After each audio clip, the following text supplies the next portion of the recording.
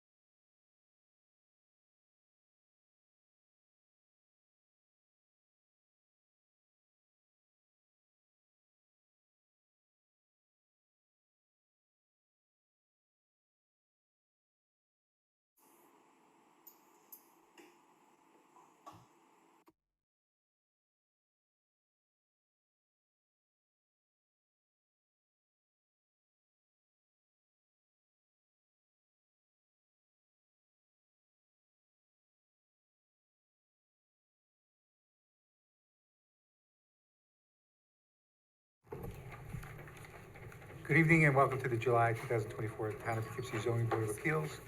If you'd all please rise for the pledge of allegiance.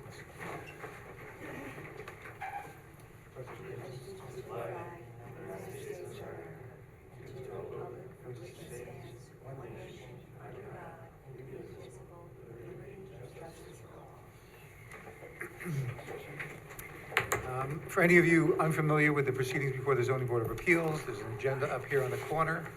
Each application will be taken in its order as it appears on the agenda. The applicant will come forward, will be sworn in and describe their application. There may be some questions from the board, and then the audience has an opportunity to comment on the application. When the record's closed, we'll move to the next item on the agenda. And when all agenda items are completed, then we'll go into deliberation. There may be a short break between that application period and the deliberation period, and during the deliberation period, no further testimony is taken.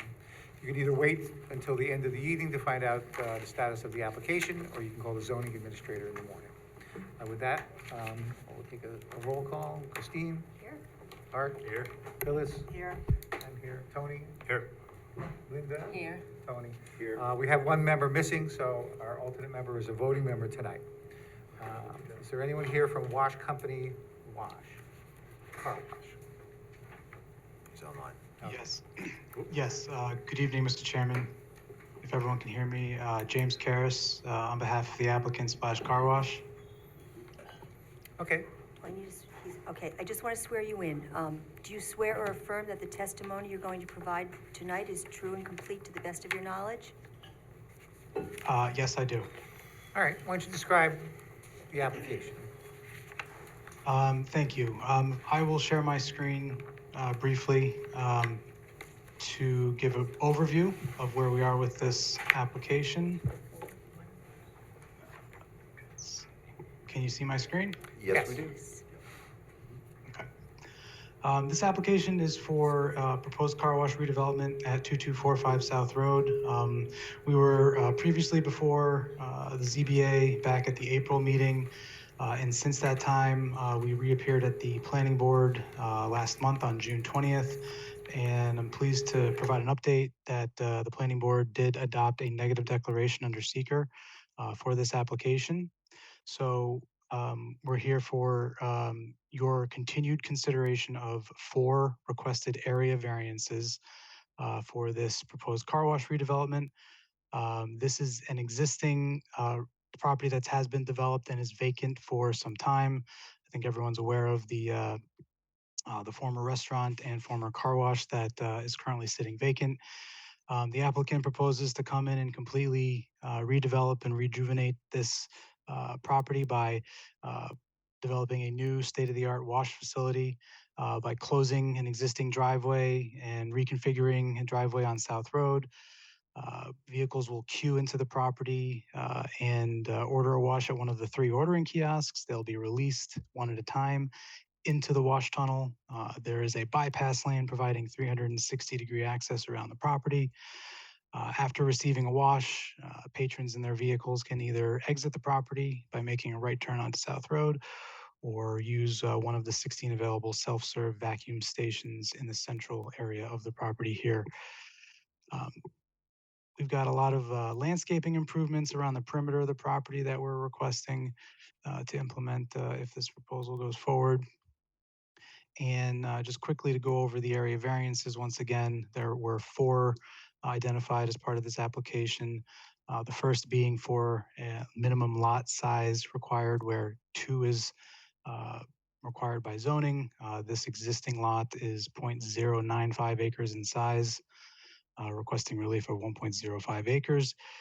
The second and third have to do with setbacks to residential zoning districts. There is a residential zone adjacent to the property just to the south.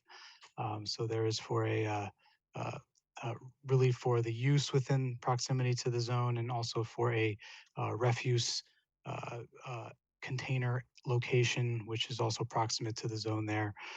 And then the fourth area variance is the driveway proximity to an existing intersection. And we'll see here we have located the reconfigured site driveway to the furthest extent practicable away from the existing intersection, but still requiring relief. So that's a brief overview for the board's consideration. Like I said at the beginning, we did receive a negative declaration from the planning board as lead agency last month, which frees the ZBA to continue and hopefully move toward a decision on this application. So thank you. All right, and you received an opportunity to review the county's comments on this application? We received the county memo, yes. Okay, and have you discussed those with the planning board? We have not had an opportunity to discuss the county's comment memo as that it came in, I think, after the meeting last month. Okay, so can you But describe? I understand, Oh, no, go ahead, I'm sorry. but I understand the comments were minor. Okay. Can you describe the topography and regarding the distance between your property and the next residential property? Yes. The site is located at a lower elevation than the adjacent residential neighborhood to the south. The property actually has a proposed retaining wall in this southwest corner of the property, and that corner sits approximately 6 feet lower than the adjacent intersection to the south. There will be ample screening as a result of this, not only from the change in elevation, but also from the retaining wall and also from a 6-foot high fence that will be on top of the retaining wall. And then in front of the retaining wall and fence, there will be landscaping as well to further buffer and screen the use from the adjacent properties to the south. There was also some concern about noise from this facility, and all of the wash location or operations will be fully contained within the wash tunnel itself, which has doors which can close on either end of the tunnel. And with regard to the self-serve vacuum stations, they are centrally located in the property, so they are buffered by the building and by the change in topography and landscaping that I previously described. And the power for the central vacuum stations is a central vacuum system located in the center of the site as well.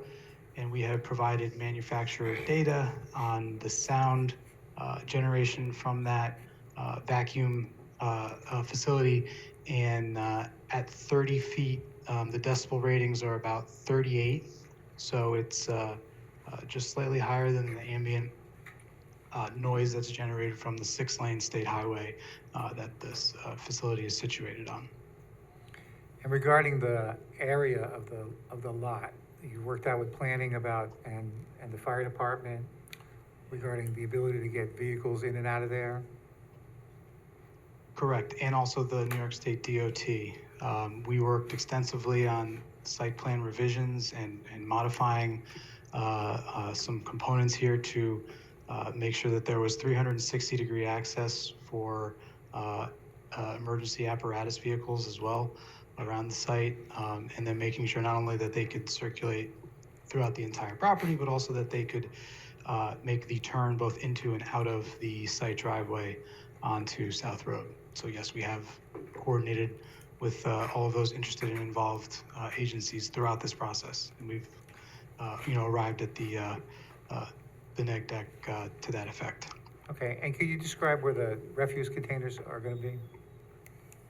Yes, there is one dumpster location. It will be in a enclosed, fenced-in enclosed enclosure, which is located where my mouse is circling here in the southwest corner of the property. We studied this with planning, and from a circulation standpoint, that's where this enclosure wants to be, just from the ability to service it. And like I said before, there is screening that's provided not only from the fact that it's within an enclosure, but it's lower than the adjacent properties and screened on the top as well. Do you have an idea how much refuse will be generated? Well, it's going to be a minimal amount. It will be serviced weekly and as needed by a private hauler. This facility does have the self-serve vacuum station, so there will be the opportunity for patrons to clean out, minor trash and things like that they have in their vehicles. But it's not a large generator of refuse. For example, like the existing restaurant that was there usually is a higher generator of waste, including food waste, and there'll be none of that with this use. And what's the nature of the refuse? I mean, you talked about people cleaning their cars, but any industrial refuse? No, certainly not from people's vehicles. And with regard to the materials that are used in the wash themselves, the applicant was unable to join me on the meeting tonight. However, I am aware that they use concentrated detergents that get delivered, with a Sprinter van type of vehicle. And there's, they don't use toxic, certainly not chemicals, to service the wash. Okay, I think that's all I have. Christine? I think you'd answered all my questions the last time you were before the board, so no questions. Art? Excuse me. Just to hit on your refuse container over there in the corner. You're gonna have minimal food waste, you said, right? It'd be just from the people that are working there, typically their lunch leftovers and things like that. So it shouldn't be very much odor coming from there. Yes, I would concur with that assessment. Okay. Okay, thank you. Phyllis? How was it that the waste containers were placed in that corner as opposed to the one directly above it, closer to Red Lobster? It would seem that that one, even though it's gonna be buried in terms of the grading, that is the closest one to the neighborhood, to the space. So how is it that was the one that was selected? The net instead of going further over. So I'll just share this here. So the vehicle, it had to come down to the vehicle turning analysis that was done with regard to the site plan, and having access with the ability to have the refuse vehicle, service it and be able to back up and exit the site here. And locating it here in this corner that you're talking about also would impact the potential turning movements of the apparatus vehicle that we worked out with the planning board and with the local fire department with regard to making sure that there was 20-foot clear. That was the starting point that the department told us we had to meet. So, this layout achieves that, and given what we have here, there's limited opportunities to do more with that. But I hear you that that location would be something that could be viable if the circulation of the apparatus vehicles was not the main concern here. And so I'm just gonna ask, the other corner closer to Route 9 South, I see there's a spot there, and that's not viable? You're speaking of this Yes, corner, that the right there. southeast Yep. corner? That would still require variance.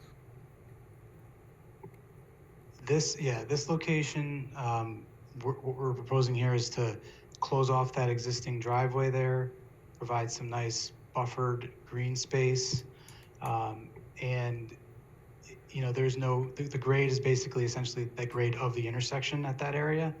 So there would be additional need to screen it with fencing, or whether that enclosure becomes a masonry unit structure in that location. It becomes a much more visible component of the site on that relatively prominent corner. The way it's situated currently in the southwest corner really is tucked in there away from the main operations of not only the facility, but as I mentioned before, it's certainly screened and hidden from the adjacent intersection. Is it possible to time that refuse pickup so it's not at like 6 o'clock in the morning? Yes, because the applicant's using a private private hauler, they can dictate certain terms and conditions of that service that they would be privately contracting with. So if that's a helpful and useful condition that could be added to any decision your board makes to help mitigate impacts, I think the applicant would be happy to accommodate. Thank you, I have no further questions. Tony? I don't have any questions. Linda? have any questions. Tony? Just with respect to noise, you mentioned the decibel level for the vacuum cleaners. It sounds relatively low, but the other question I have is in terms of the hours of the day that this thing is going to operate. When is this thing going to shut down for the day? The proposed hours as of now are Monday through Saturday, 8 a.m. to 8 p.m., and on Sundays, closing earlier at 7 p.m. So the facility is open the majority of the day. That is the proposed hours of operation. Okay, so 8 PM at the latest, basically, is what you're saying? Yes, sir. All right, thank you. Okay. Anyone from the audience who wishes to comment on this application? If you'd unshare their screen, sir. Yes. All right, I don't see anyone in the audience, but is there anyone on Zoom who wishes to comment on this application? Yeah, we had a hand raised by D. Do you want to unmute yourself? Yep, go ahead. Hello? Yes. Yeah, Okay, if you'd state your name? David Robinson. Mr. Robinson, do you swear or affirm that the testimony you're going to provide tonight is true and complete to the best of your knowledge? Yes. Okay, what comments do you have about this application? Okay, first I want a variance to move the garbage pit closer to homes. And second, to build on a lot over 100% smaller than what is allowed. Third, and the worst of all, a variance to build 71 feet from a home instead of 500 feet and 86% decrease in the buffer. Please say no. Thank you. Okay?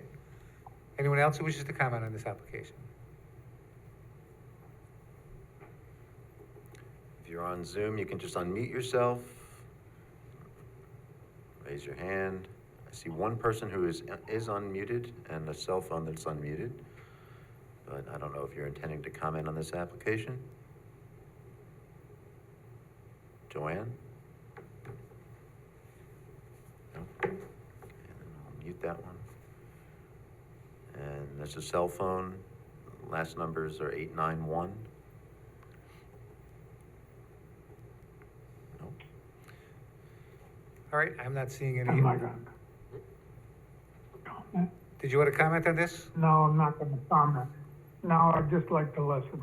Okay, all Okay, right. I'll put you on mute then, okay? All right, I'm not Thank seeing, you. I'm not seeing anyone else, so I'll move to close the public hearing. Second. Any discussion? All those in favor, signify by aye. Aye. Any opposed? And that motion carries. That brings us to item number 2. There's an interpretation. Did we already adjourn this to September, or do we have to do that today? I think we have to Yeah. do that today. 'cause All I right, think then it was- there's a moratorium on this topic, and so I'll move to adjourn this to the September 9th, 2024 meeting. Second. Any discussion? All those in favor, signify by aye. Aye. Are there any opposed? Then that motion carries. That brings us to item number 3, shops at Campus Center. My understanding is that there's a request for, Yes. they have a request to They have to, August? in August. Okay, so I'll move to adjourn this to the August 12th meeting. Second? Any discussion? All those in favor signify by aye. Aye. Are there any opposed? Then that motion carries. That brings us to item number 4, Beacon Residential. This we had already adjourned. It's already adjourned, okay.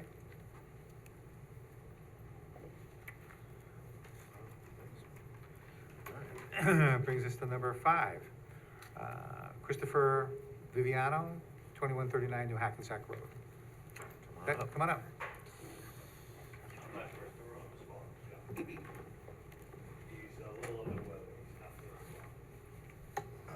All right, just state your name. First name John, last name Viviano. Mr. Viviano, do you swear or affirm that the testimony you're going to provide tonight is true and complete to the best of your knowledge? Yes, ma'am. Okay, what brings you here tonight? Well, I'm looking to get a variance for my fence that's been in place since I obtained the house 9 years ago. That was one of the perks that I actually liked about the house. You know, it keeps it private, keeps it safe for my grandchildren and my family. I keep it meticulous inside and out. I maintenance it all around the property at a continuous. It's never a mess. I'm looking to keep it. It would put an undue burden on me, my family, to actually bring it down or replace it. Okay, when you spoke with the owner, or the seller, Well, actually, the seller, I guess he lost the house due to a foreclosure. So I never actually spoke to the owner, so I never was aware of this up until this time. Okay, so you know that the variance for the fence was conditioned? Right. Okay. I just found out recently, but Oh. I didn't know at the time of the purchase. Nothing was brought to my attention about this at all. Okay. Tell me this, the difference between a 3.5 foot and, is that a 6 foot fence? Yes. Okay. Tell me the benefit to you between a 6 foot and a 3.5 foot fence. Well, as far as a 3.5 foot fence, I don't think it would keep my yard very private and or safe for my grandkids. I had an incident last week, as a matter of fact, on Redondo Drive, where 2 young kids were parked on the side over there with their vehicles. There was a young girl sitting out on the grass. Not only me, there was another gentleman. I don't know if he called the authorities, but I drove out and went around, wondering why she's sitting out on the grass. So with this in mind, I mean, a 3.5 foot fence is not gonna keep my yard very safe, being as I'm on a main road. I'm right on New Hackensack, and Redondo's pretty much a cul-de-sac. You know, and we're all like family in the whole neighborhood. I mean, we all watch out for each other, we all maintain everything, and other people within the neighborhood also have fences as high as mine, you know, so I just feel safer with my family. A 3.5 foot fence, anybody can just walk right over it. Okay. Christine? No, just I mean, the fence is very long, it goes on so much of the property. I'm wondering if there's any way you could move it back, you know, to maybe to the edge of the house, so it's not so. There's no way to move it back if you see the pictures of the inside of the yard.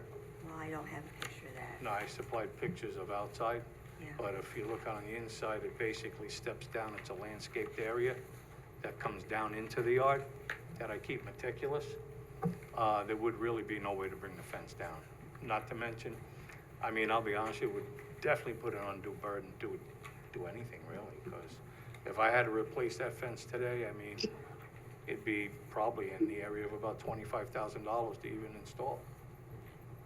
That's all I have. Does the board have pictures of the inside? No, I don't. I don't think that's part of the packet. Sorry? I don't believe that the pictures of the inside of the property are part of the board's packet, they only have. No, it's basically outside they were looking for, so I supplied outside pictures. Okay. I would have gladly supplied interior pictures if I had known.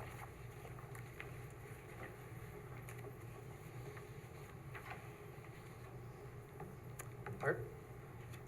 Yeah, I mean, you know, you're correct, there are fences similar to this in the area, but nothing that surrounds 100% of the house.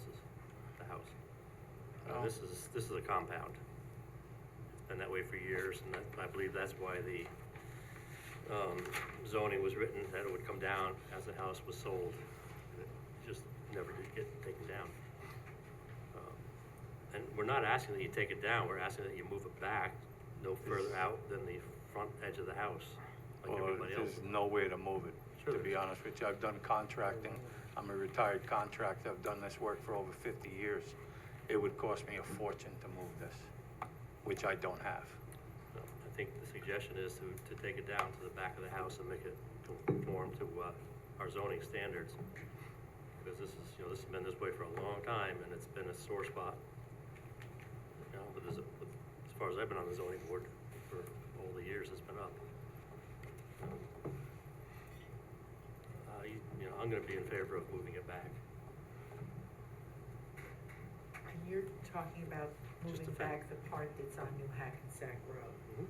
because Redondo also is, But Yeah. that's, That would affect, I know. okay. but I'm okay with, I don't know about the rest of the board, but if you take it back, it's gonna clear the site distance coming out of Redondo Drive. It's gonna take it back to the edge of the house, it would conform with our standards. That's what we've done that with similar fences.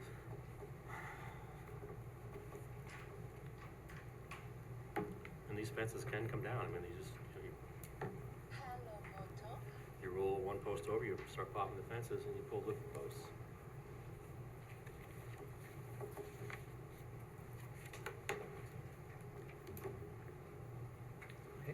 Your turn. I see that you have some plantings in front of the fence. There's just two miniature spruces by my driveway area. Okay. And so is it possible to break up that fence with more plantings in front of it?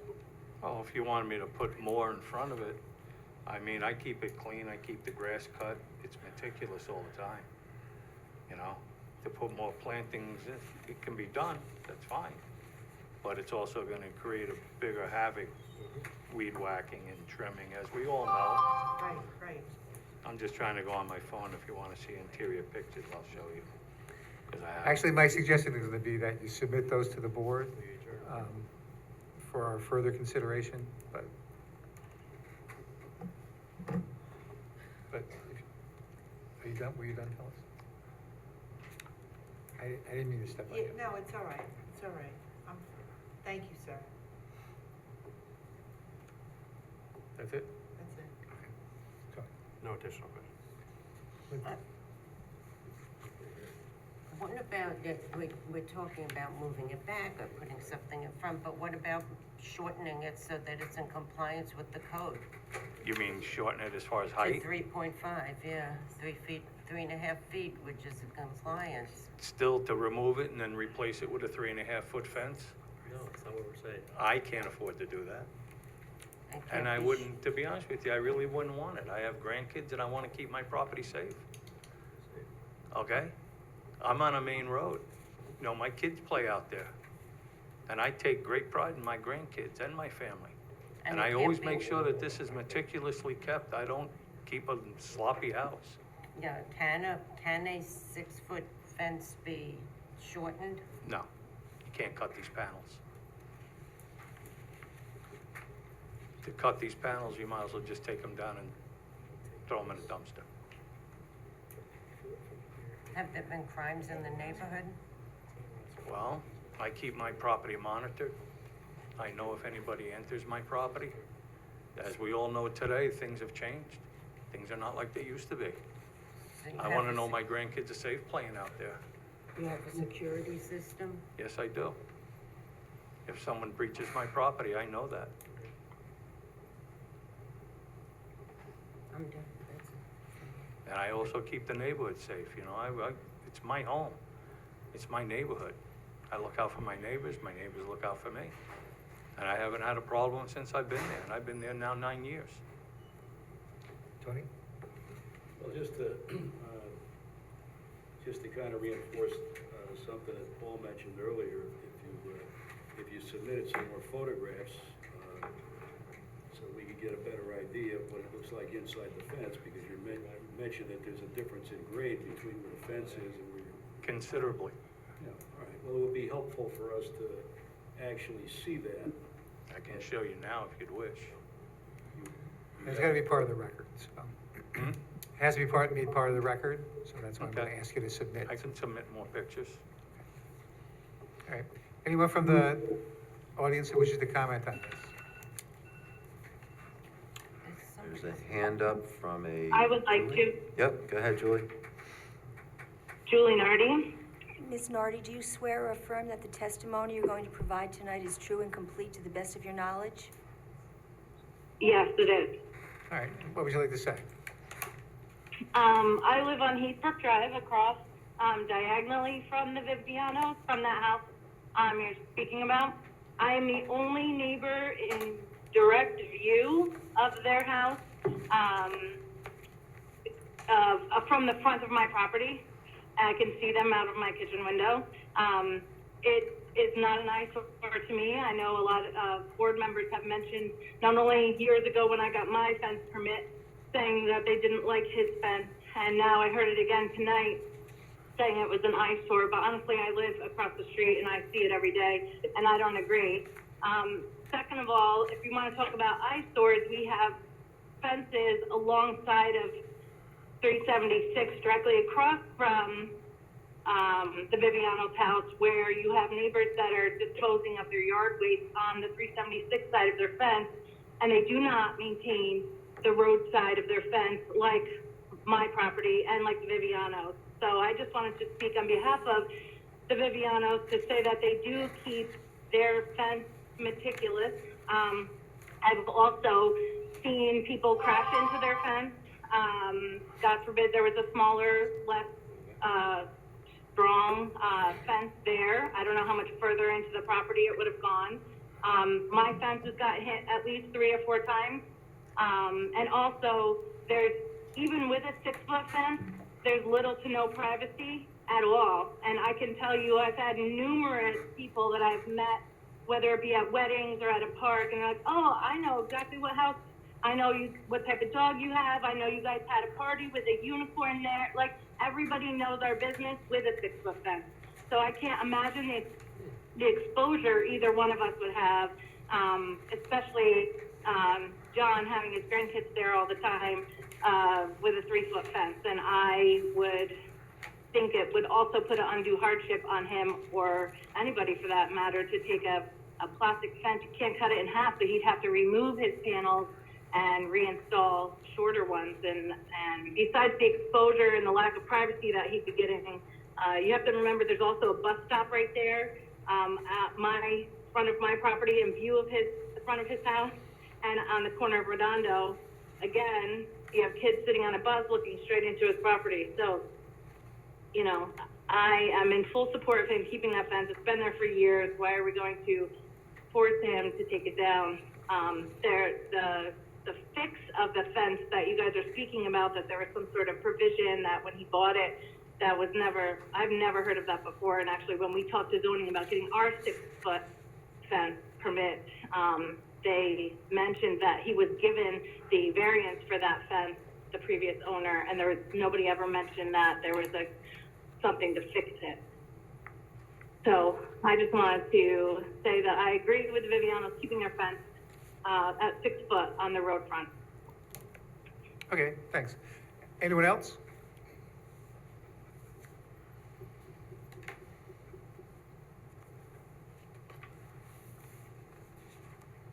Not seeing anyone unmuting themselves or on Zoom? Okay. In that case, I'm going to suggest that the applicant produce some additional pictures of the interior, and if it can help illustrate the changes in height that you described, and anything else you think would be helpful to your application. So I'm going to move to adjourn this till the next month and suggest that you produce that information. No problem. Okay? So I move to adjourn. You second? Second. Okay. Any discussion? All those in favor signify by aye. Aye. Any opposed? And that motion carries. And that's August 12th, right? All right, thanks a lot. Thank you. The next is item 6, Elizabeth and Thomas Murphy, 77 South Gate. Come on up.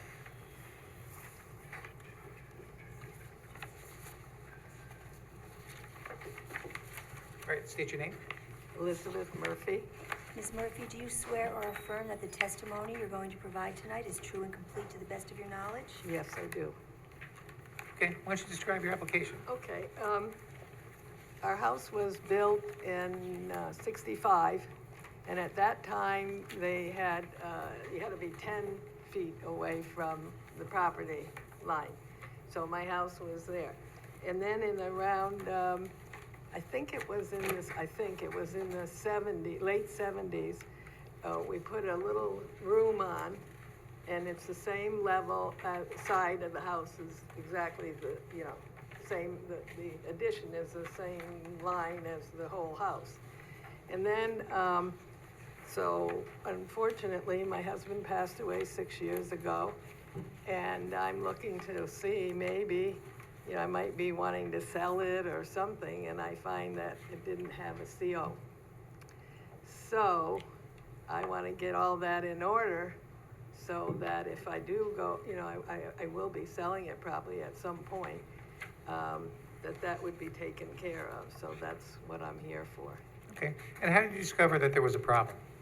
With it? Yeah. Well, how did I? That's a good question. Oh, when I looked into it, I think I came, up to town hall, and I found out through, I don't know what his name is, the building permit fella, because the building permit fella came, And then we also had, that was basically through there, I found out, and I guess back in the 70s, when the addition was built, we didn't, I guess he didn't realize, I don't know too much, as I say, my husband would have known more, but unfortunately, he's not here to say.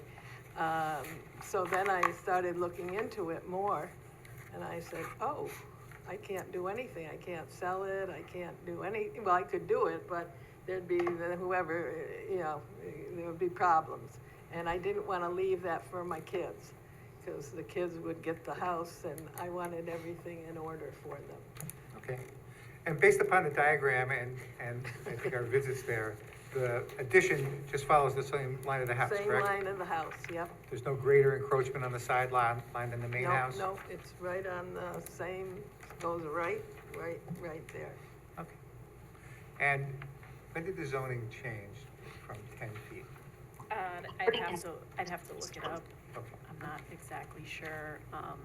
Usually, the building department will come to me if they feel that it was, built within a different setback time period. Usually, they'll tell me that.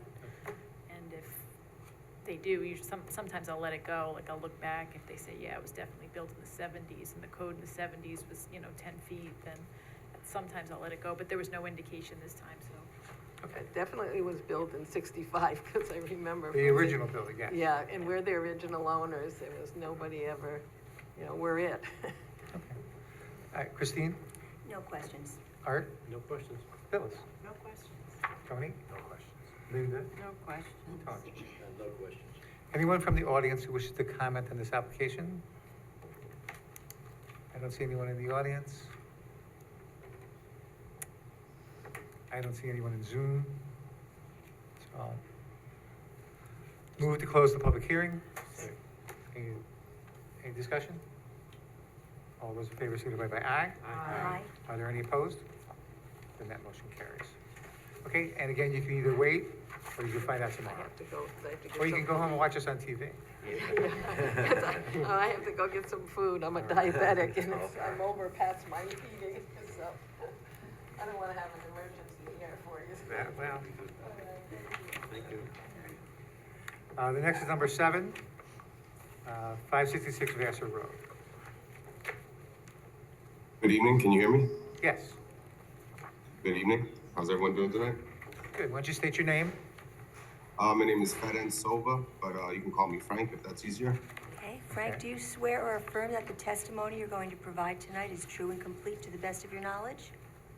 I do, yes. All right, why don't you describe your application? So I'm looking to get a 6-foot fence around, so I'm on a corner lot of Vassar Road and Mount Rose Terrace.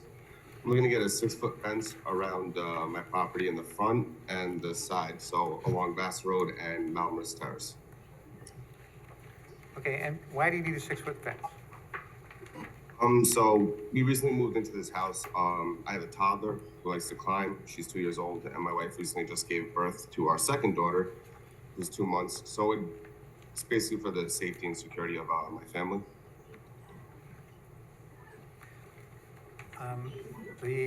The diagram that you provided with your application, Yes. can you describe the dimensions or how far it is from the road or your property line? So I don't have that in front of me. I believe you guys have the measurements that I provided on that sheet.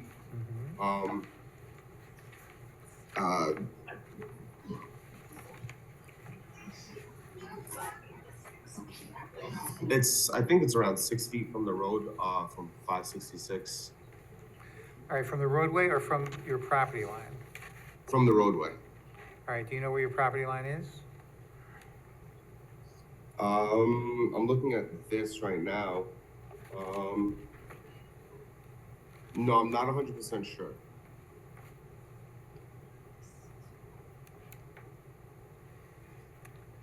Do you have a survey of your property?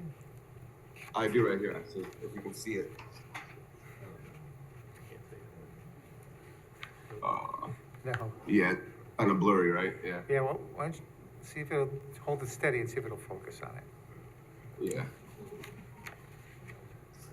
I don't think it's focusing, no. That's a real survey, though? That's not just what just what you submitted? This actually came with the property. The previous owner left it here, so it looks like it's a real survey, yes. Does it show how far your property is from the roadway? It does. It says 46 feet, I believe, from Vassar Road and 40 feet from Mount Rose Terrace. So, is it possible that where you want to put the fence is not on your property? No, it's on our property, yes. Well,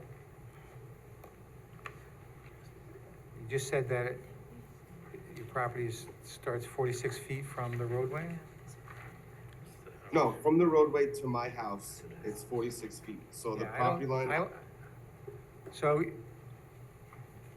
does it show the roadway on your survey? It shows Malmrose Terrace, and it does not show Vassar Road.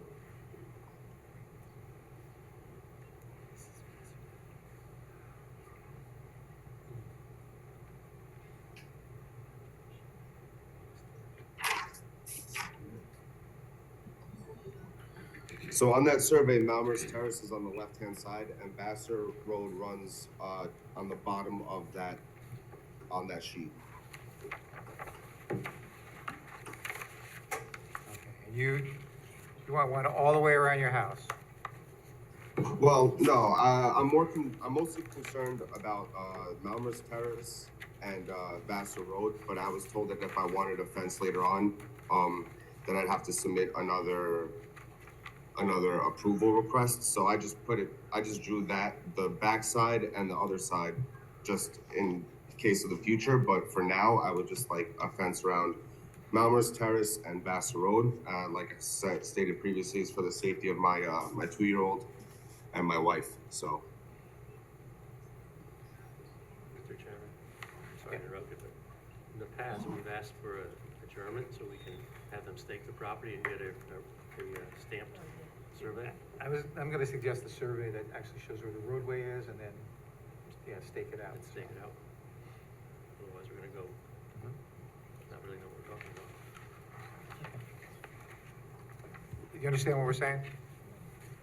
Yeah, I do understand that you don't see the road on this survey, so you want to see where the road is. And I want to be clear about exactly how it's going to look. Yeah. In And actuality. also, sir, the roadway is not typically the property line. The property line is typically set back from the roadway. So we need to know exactly where your property line is, not where the roadway is. And then, in addition, anything that's in front of the house on either of the front yards would require a variance. So it's not just the corner that you have shaded, but it also includes the two tails on either side would be required for the variance. So it goes back to the front of the line, the front of the house. So we'll mark it, or you can have a discussion with the zoning administrator when you drop off more information. I explained. Okay. So, okay. What would you need do you need anything from me? Do you need pictures or? We're gonna do this survey, Okay. and then we're gonna ask you to, in like the week before the next meeting, to stake out where you want to put the fence. Okay. All right? I will do that. But we're not done yet. Christine? Yep. Or Art? Does the survey actually stamp the survey, an actual? Yeah, I want a real survey. So you're looking for a 6-foot fence to go completely around your property on 4 sides? Just for right now, it would just be for Vassar Road and Malmrose Terrace. Like I said before, I was told that if I did want to have a fence, put in a fence later on, that I would have to I'd have to submit another permit, which is more money. So I figured I would just I would state eventually maybe around my whole property, But my main concern is Bass Road is a very busy road, so right now I'm just looking to get a fence around, in front of Bass Road and Mount Miss Terrace. And would you consider a shorter fence instead of a 6-foot white fence? Well, so the same issue that the gentleman before me had, the fact that I have a toddler, she likes to climb, she's, and like, for the security of my family, I mean, a 6-foot fence would be preferable. It's for privacy, it's for security, so, That's all I have, thank you. thank you. Art? Good. Phyllis? I have no questions. Tony? No, the survey will answer my questions. Okay. Linda? No questions. Tony? No questions. All right, anyone from the audience who wishes to comment on this application? All right, I don't see anyone in the audience. Is there anyone on Zoom who wishes to comment on this application? All right, I don't see anyone, so I'm gonna move that we adjourn this to the August 12th meeting. I'm gonna ask you to get a certified survey and then notify the zoning administrator about a week prior to, that's enough time for you guys, right? A week? A week prior to the next meeting, so the first week in August, have it staked out, in a way that we can understand what you want to do.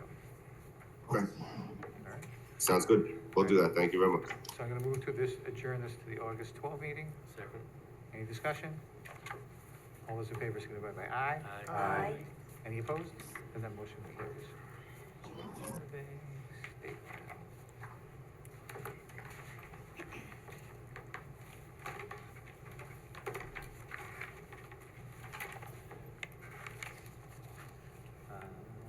That brings us to item number 8, 49 Winnie Lane.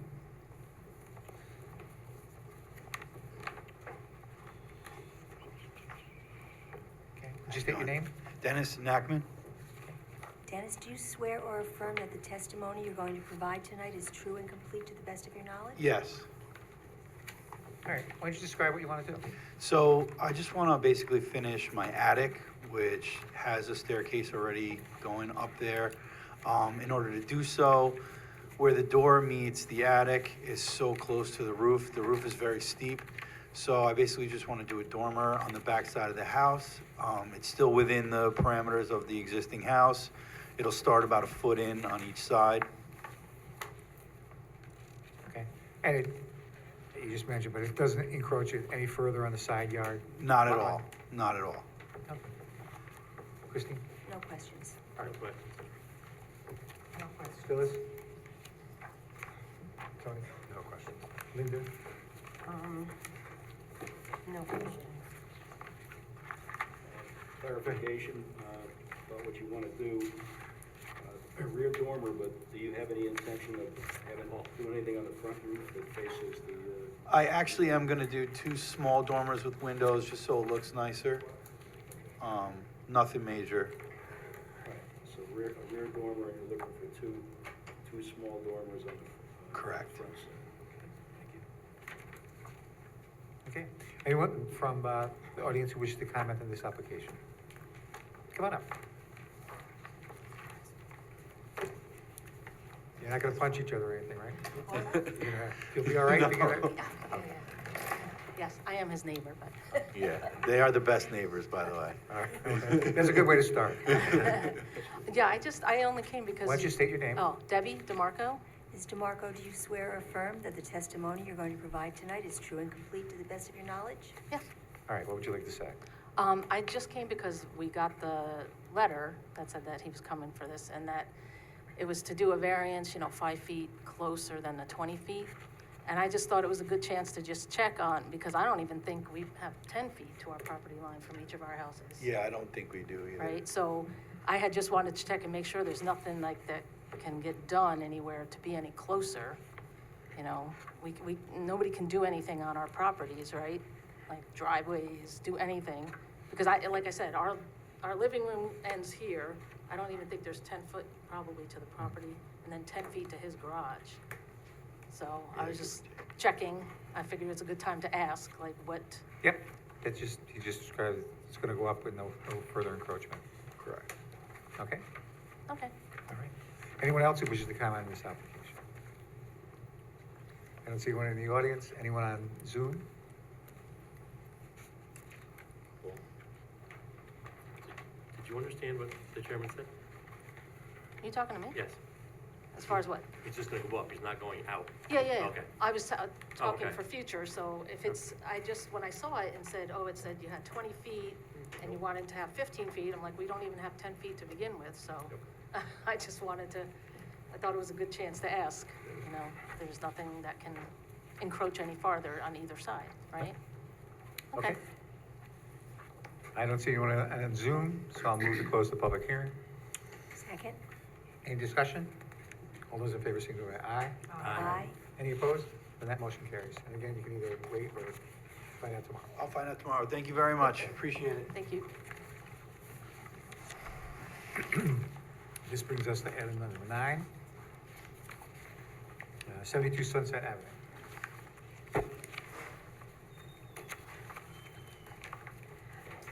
Why don't you state your name? Joseph Sparacino. Mr. Sparacino, do you swear or affirm that the testimony you're going to provide tonight is true and complete to the best of your knowledge? Yes. All right, why don't you describe your application? So we're currently in the middle of doing an addition on the house, and we're just adding a front porch. We had like concrete 4-step walk-up thing, and it was only maybe like 3 or 4 feet wide, and so we ripped those out, and I just want to put like a Trex porch there, and it's the footprint's not any bigger going towards the neighbor's yard, I guess, the side of the house, and we're just widening it a little bit. Like, it's not encroaching anymore on anyone's property. Actually, Anthony came by and took a look at it. And that's it. So, the diagram, the plot plan, diagram that you offered, it Yeah. says proposed addition. Is that what you're talking about? No, we're talking about the front porch, not Front the, porch. not the full addition. I already got everything for that. And did you get a variance for the deck? Yes. For the deck, yes, for the deck, yes, I did. Now I'm talking about the porch, I guess Okay. you would call it. All right.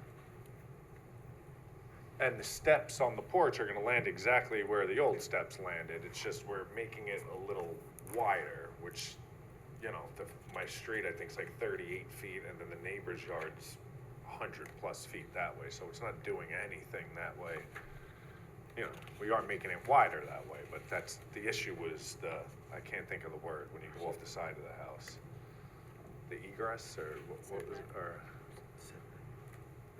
setback. All right. Christine? No questions. Art? No questions. Phyllis? Was this proposed landing or porch, whatever was deck, was that marked out at the property at all? Sunday? Yesterday? No, right? Was it marked out? You just have the 4 steps coming down the front. That's not even there no more. Nothing's there. It's just a bare. My front door's there, which is wood, temporary steps that are going up to it now. Okay.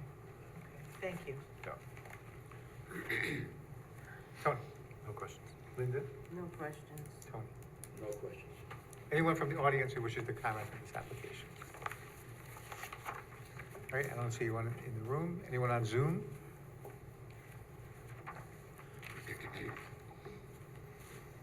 All right, I don't see anyone, so I'll move to close the public hearing. Second? Any discussion? All those in favor signify by aye. Aye. Any opposed? And that motion carries. Okay. Thank you. Next is number 10. La Fortaleza.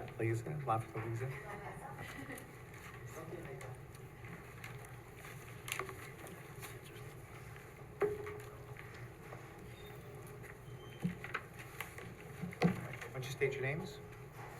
My name is Valentina Lopez. My name is Arturo Ortega. Do you both swear or affirm that the testimony you're going to provide tonight is true and complete to the best Yes, of your I do. knowledge? Yes, I do. Okay. Tell us why you're here. All right, so long story short, on April 9th, we submitted an application to meet signs, installations, and changes around the Poughkeepsie town. And then on April 12th, I'm sorry, we got the license number 005 to do those installations. And then we move forward to our first project here in Poughkeepsie, New York, for La Fortaleza restaurant.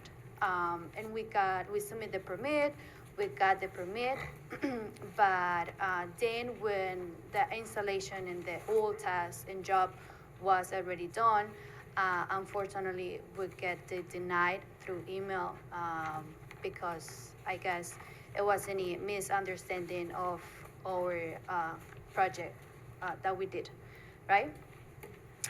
So I came again to the city and asked what was happening, and of course the agents just told me we need to submit another application to be able to be here in this meeting and just explain and have any other consideration for our project. So right there in your documents, you have the license, the first permit that we got, and we wanted to be like very clear that we don't want it to do any flashes, any movements, or any kind of videos in the LED sign.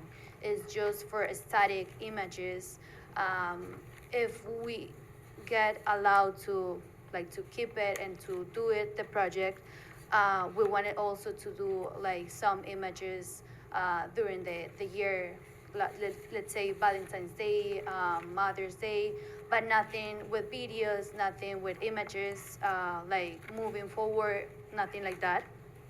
We would just wanted to, like follow the rules, follow the steps, and like this is like we wanted to do. So this is Okay. my petition. Did you receive a copy of the county's comments on your application? Not yet. The comments? From county planning? Oh, yeah, we got it last week, yes. Okay. And did you have any response to anything that the county has said? Yes, we read it, of course, but we are like trying to not only enhance the beauty of the building, but also trying to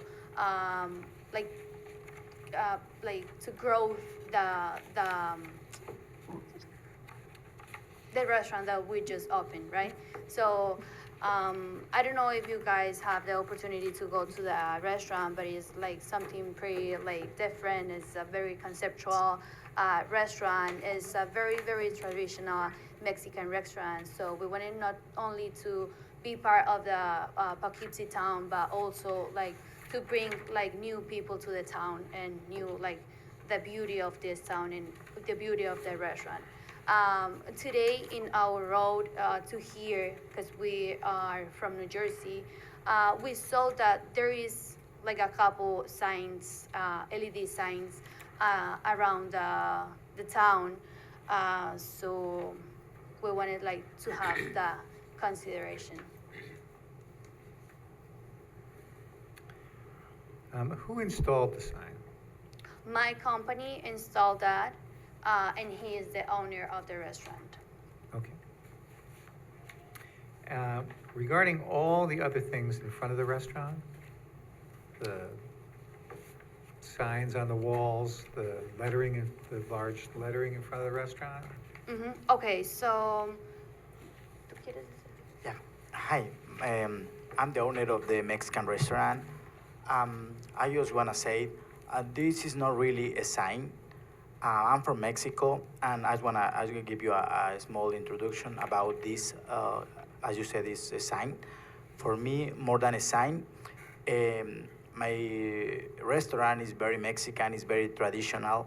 And if you have the chance to visit Mexico, you will find small cities, small touristic cities in all my country. We call pueblos mágicos, magic towns, okay? And these towns are exactly that, magical towns. and they are only more for tourist people. Like in Cancun, you will find Tulum. It's a small city, very touristic. And in other principal cities in my country, you will find many magic towns. I can show you some pictures, and it's exactly the same than the signs that you will find in front of my restaurant. I own 6 restaurants. This is my number 6. My first one in Poughkeepsie, New York. I own 5 restaurants in New Jersey, and I did exactly the same in other towns, and I didn't have any problem. I'm just trying to show the beautiful of my country in this small city and beautiful city. I'm very happy to be here. I drove an hour and a half to be here tonight. Every time that I come to my restaurant, I drive an hour and a half. And for me, it's not only a sign. For me, it's to show the beautiful of my country. And I'm lying. You can see these letters, these signs. They are handmade. They are painted by hand. And I brought all of them from Mexico, from a city called Guanajuato. And they were made handmade. And that's the only thing I want to say. It's not really a sign. It's something made by hand, and it's more than a sign. It's something to get business, even for the city. And about if I'm not allowed to get these beautiful letters in front of my restaurant, I got no problem with that. I either know, as I've told you, I'm new in the city. There are different rules in different city. I don't know if you have the picture of another restaurant in New Jersey. I got exactly the same by the highway, and I didn't have any problem to show this beautiful job of my people from Mexico. Okay, tell me, regarding the EMD sign. Yes. Why do you find that necessary for your business? I don't know if As you have a opposed chance. to a sign that would be permitted? I didn't know if I have to do a permit for this sign, because it's right on the in front of my restaurant, on the garden in the corner. I'm sorry, I got confused. Different. Yeah, I'm sorry, I switched. Yeah. So the EMD, tell me why that's important and why you need that for your business. Okay, this is my restaurant is very colorful, and when I spoke to Mahur, the company who installed it, they worked for me in another restaurants, and they knew my concept, and it's very colorful. If you go inside my restaurant, you will see how beautiful and how colorful is this. And when they gave me this idea, I really like it. They applied for the permit. When I saw it, I was really in love with this. And I believe it's very important for any business to attract people inside the restaurant. So I believe this is a good, a nice view. I don't know if you know about this location. There have been many other restaurants before, and they didn't do any good business. They closed. The last one closed in 2 years. They invest a lot of money. I know it's very difficult, and I wanna be successful in this city, and that's why I'm trying to do my best to show something different for the city. Okay. Planning, was there a site plan review? There was no site plan because there were no physical changes on the site, and when it was just the paint, we didn't do the architectural review for it. Okay. Christine? No questions right now. All right. Yeah, excuse me, the permit that you indicated, that license number 0005, that just says a sign. I don't see anything on there that says anybody, LED sign or whatever, it just says sign, which is a big difference, correct? You didn't indicate to the zoning administrator that you were putting up an LED sign. Yeah, when I applied for the license, I was like, I called to the city and I say, what do I need to do to get any permit to install signs and change signs in the buildings, or for commercial purpose. So I get the steps, and that was like what I did. But when I submit the permit to get the authorization to install the permit, I also submit in that permit the data sheet for the LED screen, like the LED sign that we want and planning to install it in that building. Was that before or after you got this permit? No, I follow the steps. So I first submit the application for the license, then the permit, then I got the permit, but then when the installation was done, I get the denied. Art, I could pass around the original permit that was submitted. It does say, you know, LED screen. It was my mistake. But that was an error on your part? Yeah. Because we do not allow them. Correct. Okay. And, you know, I understand your argument on all this, but it is a sign. For Poughkeepsie, it's a sign. Maybe New Jersey, no, but Poughkeepsie, it's a sign. Okay, and the pieces of the car, that's also, I would think, be considered a sign, if it's part. Yes, no, maybe? They're not actually before the board yet because we don't have a denial. It's just the E and D, Okay. right? Right. Back up then, forget that part. So they may or may I'm not sorry for come. misdirecting everybody, but. Yes, you are. Okay. You know, my feeling is that if we allow this sign, we're gonna create a real monster in the town. Everybody in the world's gonna want one. So, first of all, only a portion of the sign can be E and D, and it can't be on the front. So, that's really, whether there was, the fact that there was authorized or permitted in error isn't really the issue. We're not really bound by that, right? Not the fact that it was, I mean, it's an sorry. error, so. Did you ask a question? I think so. We're not bound by the fact that the zoning administrator issued a permit because it was an error. So if there's a municipal error, it's not binding upon the municipality and they can fix their error. So it's not binding on the town, the fact that the permit was issued in error. So we could grant a variance for all of this, or not. There's no legal ramification to denying the variance, if that's the question. Anything else? No, that's all we're talking about tonight. Okay.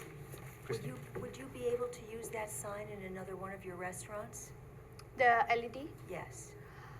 Okay, so we wanted to be clear that we spent like a lot of money in the installation. He paid around $50,000 to buy the LED screens. Like as I told you before, we came from New Jersey, so we pay hotels, food, like a lot of things around that. So it's gonna be difficult because we have to travel with all of the guys and do like something different. So it's gonna be hard for us, and we don't want it to waste like money like that. Like it's a lot of money invest in that project. You're talking about the sign guys that had to. Yes, the LED. Yes, sir. But the letters, maybe the letters, we can do like something different with the letters and. Oh, that'll yeah. come up later, I think. Mm-hmm. Yeah, that's all after the fact stuff that we would have to talk about later. Yeah. Yes. Anything else, Christine? No, I was just wondering, as far as the LED sign went, if there was something else that you could do with it at another restaurant, because of the amount of money that we pay for it. It's hard because we Want me to already come back to you, have or like are those you done? signs in the Are you other done? locations. Yes, ma'am. Okay. Phyllis? I have no questions. Thank right you. now. Thank you. Tony? Is there a way to restrict the amount of, because this is a question for you as well as them. So what we're really talking about here is a certain amount of the sign can only be electronic, right? So is there 30% of it, right? So there's a way to restrict the amount of that sign as? But it can't be on the front, it can't be there anyway. Can't be a wall sign. Okay. But, go ahead. No, I So guess there are two variances, one to allow it at all, One and for one the to make square it footage. greater than 30%. 30%. Okay, I guess that's my question. Okay. Thank you. Can the sign be rezoned? Rezoned as I told you before, like tell her before, it's hard for us because we need like around 5 people to move that. So we already like did it. So it's gonna be like a lot of work, and we have to spend money on that as well. So it's gonna be hard for us. And there is no other place to do it in that restaurant because there is another LED screen inside the restaurant. And there is like TVs and there is no place to do it inside the restaurant. But I don't know if I made myself clear. Can this sign be sold to another entity, Oh, another okay. business? No, or- because it's already used it. So it's hard for us because we never provide like used materials to our clients. Okay. We're trying to do always brand new because of the problems that we can get about that. So we don't want like any problem with the client. So yeah. No, because I thought since it's changeable, that maybe it could be sold. Yeah, but that's gonna be like hard as well. Yeah. Thank Sorry. you. Thank you so much. Any way of using that sign in the interior of your restaurant, just as a possibility? As I told you before, there is already one LED screen in the restaurant, and there is around like, A bigger one, in the, how many TVs? 18. 18 TVs inside the restaurant, so there is no space or room to do it inside. Okay, thanks. All right, anyone from the audience who wishes to comment on this application? I don't see anyone here. Anyone on Zoom?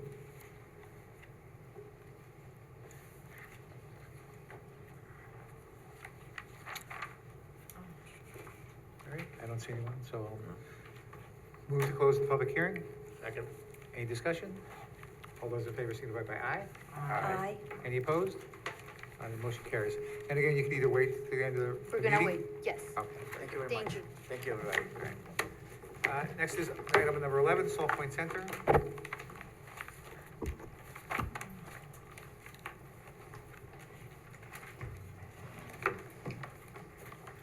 You state your names. Good evening, Mr. Chairman. Jeff Kane. Amy Patine? Do you swear or affirm that the testimony you're going to provide tonight is true and complete to the best of your knowledge? Yes. I All do. right, why don't you describe the application? Thank you. If I can share my screen, Mr. Chairman? Sure.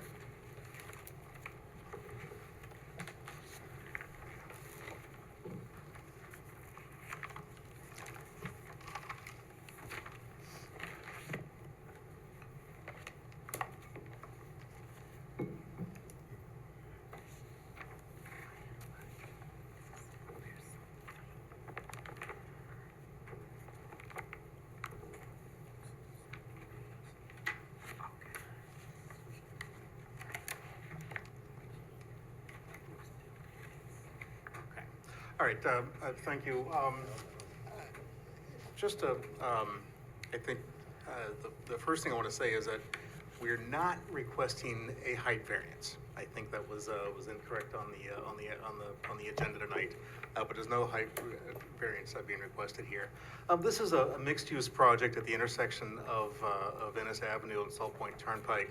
It's really, if you were there, kind of what would be the fourth leg of that signal would be the entrance into the project. So it's being Salt Point Turnpike, that intersection is being modified to provide a roundabout there instead of the traffic signal as the entranceway into this project. Really, the 3 buildings, again, they're mixed use with commercial on the ground floor and residential above.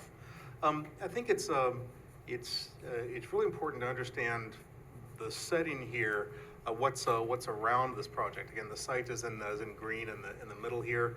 We're really surrounded by commercial uses. That's page all space on the east there. We have Carweld and the mobile gas station, other commercial uses. Commercial uses on the west, cemetery on the north, and then our only residential neighbor is a 6-story apartment building. So what we're really asking for is where 3 stories in 45 feet are allowed, we're asking for a 4-story building for 2 of the buildings. Again, but it's consistent with the other residential that's adjacent to us.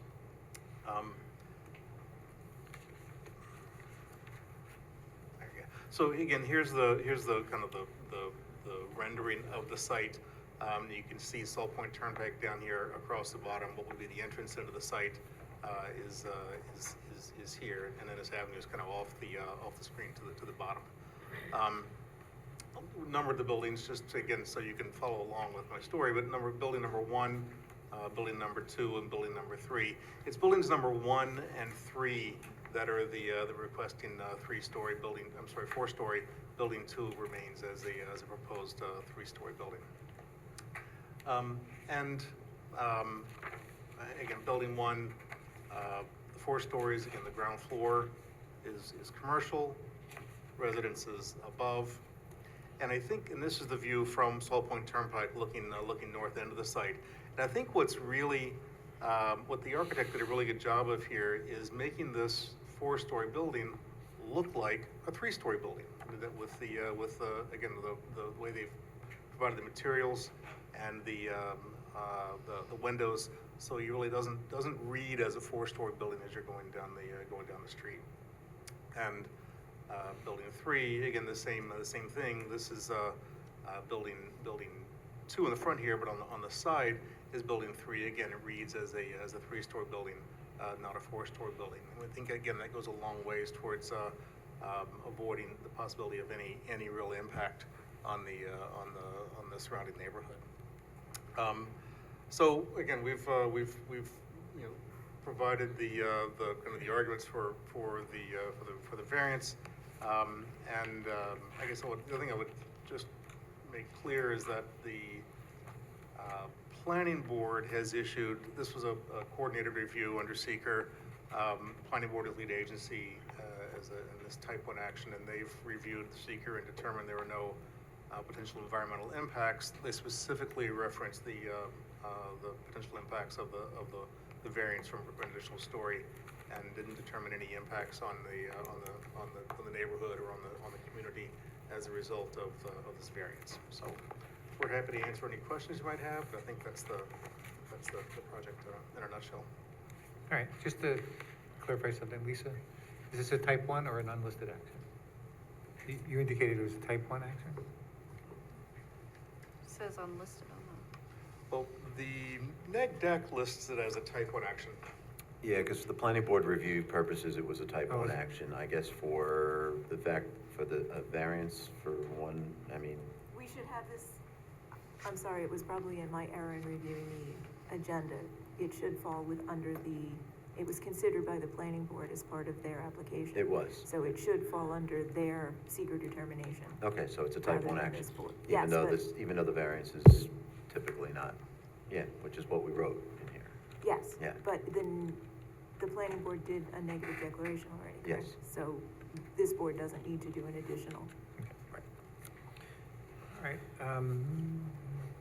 Do you want to describe the nature of the project just a little bit? You said it's mixed use, but what type of residential is it going to be? Is it rentals, owners? Yes, these are rentals, apartments on the second, third, and where it shows on the 4th floor. So yes, they are rentals, no for sale.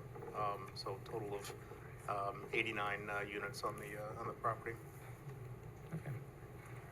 Christine? And you said it's mixed use, so on the lower level, like they're going to be stores or restaurants or something? Yes, the ground floor is commercial, so that's why it's mixed use. That's all, thank you. All right.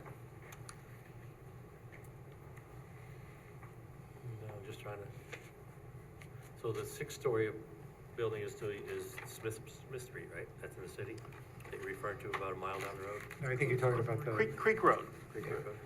It's, Oh, up on the hill? Yeah. Oh, okay. All right. But again, that's our nearest neighbor, right? And so. Yeah, but behind you, okay. Well, okay. Um, Right. So all 3 buildings will be commercial on the 1st floor? They all have commercial on the 1st floor. Building 3 is not entirely commercial on the 1st floor. It's partial commercial.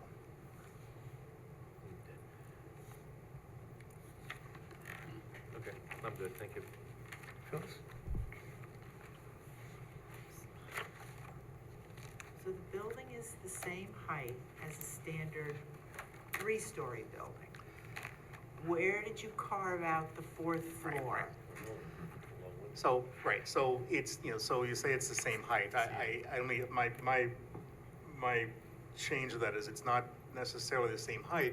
It's within the zoning requirements of no more than 45 feet. So it's taller than originally planned. I don't know what you mean by originally planned, but it's consistent with the zoning. It's consistent with the plan that was received in neg deck, reviewed by and received a neg deck from the planning board. We went through a number of iterations on the plan, and the preference from the planning board was that we, instead of having another building, that we look to add additional story onto two of the buildings. So that's how we got to the to this particular plan. Okay. It's gonna be a tremendous visual change to that area. Visually, it's gonna be imposing. Nicely landscaped, yes, but it will be. Right, not at all, and in fact, I believe that's the opinion of the planning board in their adopted negative declaration.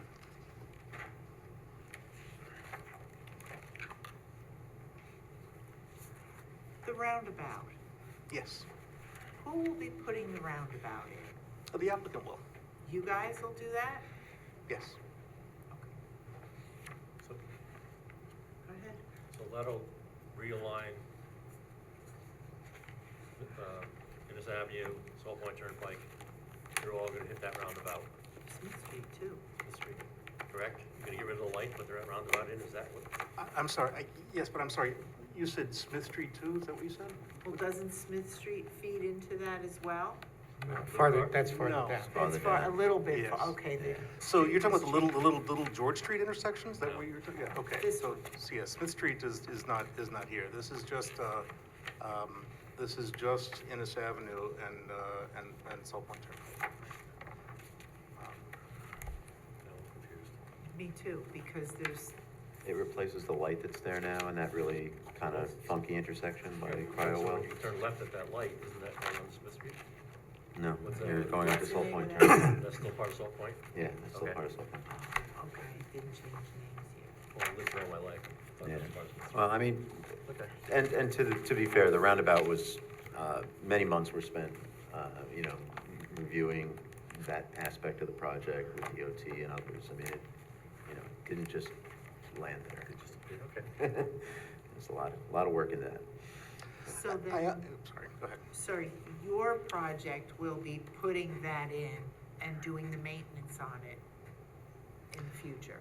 Well, so Landscaping, mowing, maintenance is the responsibility of the state of New York, because it's a state highway. Sidewalks become the responsibility through a series of easements. The state says the town has to take care of it, the town says we have to take care of it. So it's a kind of a waterfall of responsibility. So the sidewalks become the responsibility of the owner of the property to maintain them. And the sidewalks will be going in while the property is being constructed, correct? Yes, it's part of the roadway improvements will include the sidewalk. Again, DOT requires the sidewalks to be located within their right-of-way. So they go in as part of that whole roadway improvement. Again, and then they're maintained. The only thing I wanted to add, you talked about the building being imposing. So the building that's closest to Salt Point Turnpike, and again, this is the view from Salt Point Turnpike, looking at building number 2. This is the 3-story building. So the building closest to Salt Point Turnpike will not be a 4-story building. It'll be the 3-story building. The other two are again set further back from Salt Point are the proposed 4-story buildings. Thank you for pointing that out. I have no further questions. Tony? I'm not sure northeast or west, but the back of building 3, does that go right up against the rail trail? And will I have access to it? Sorry, I'm just getting to the site plan here for a second. Yes, so building 3, again, this is Salt Point Turnpike. It kind of runs through here, and the roundabout replaces the light. So building 3 backs up against, there's a knoll there that goes up 50 or 60 feet. climbs to the elevation of the rail trail. Rail trail there really is elevated above, in fact, cross under when you go into Salt Point Turnpike, the rail trail is elevated there. And so it's higher than the top of the building. So this building 3 really is kind of, there's nothing behind it but that knoll, and then the rail trail is back there. Is it so the property butts right up against the rail trail? Yes, yes, and that's all, this all remains wooded. It's not cleared back in here. So that all remains treed up to the edge of the rail trail. Okay. I don't have any further questions. Other questions? All right, so I'm missing Tony.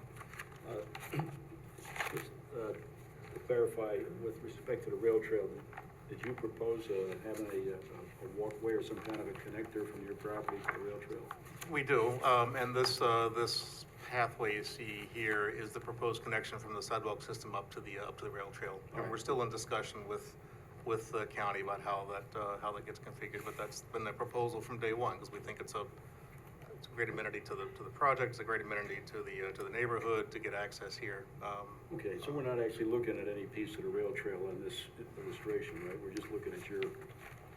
Right, it is off to the right, it is off to the side. You can see it. So the rail trail is back here on this view. So this treed portion right here, that's the knoll that we're leaving as it is. So building 3 sits up here in front of the knoll. Then there's the knoll. Then there's the rail trail back up there. Okay, thank you. Okay. Do you have any further plans to develop more of this site? No, we don't. There's the right. There's as part of the plan, this all remains as open meadow, and that's what's planned here. There are certainly zoning restrictions, floodplain restrictions, other things that would prevent that. Having said that, no, there aren't any. This is what the applicant's building. Thank you, I know I asked a lot of No. questions. Thank you. That's absolutely. All right, you have something else? No, that's enough questions. All right, anyone from the audience who wishes to comment on this application? Okay, I don't see anyone in the room. If you want to unshare your screen, we'll check on Zoom.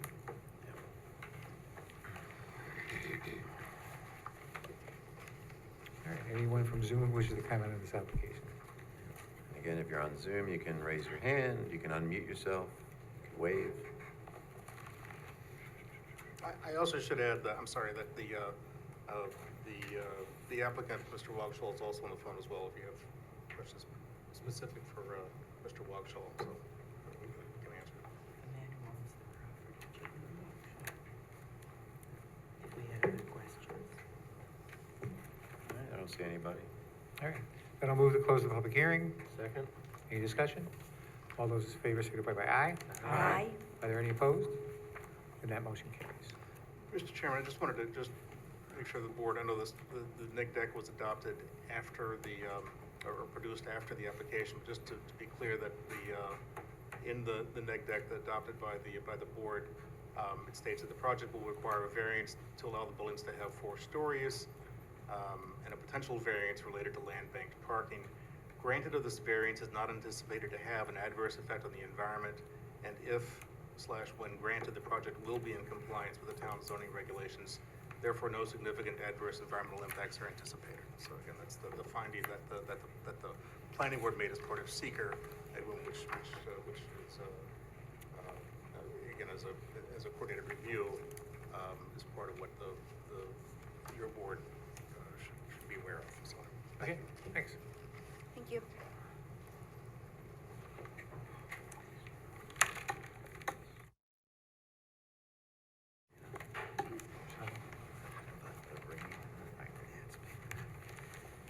That brings us to item number 12, AP Packaging, 900 Dutchess Turnpike.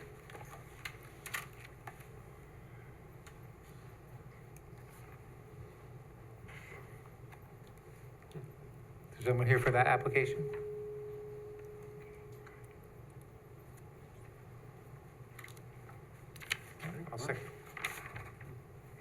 second call that one. Then item number 13, Mayor's College.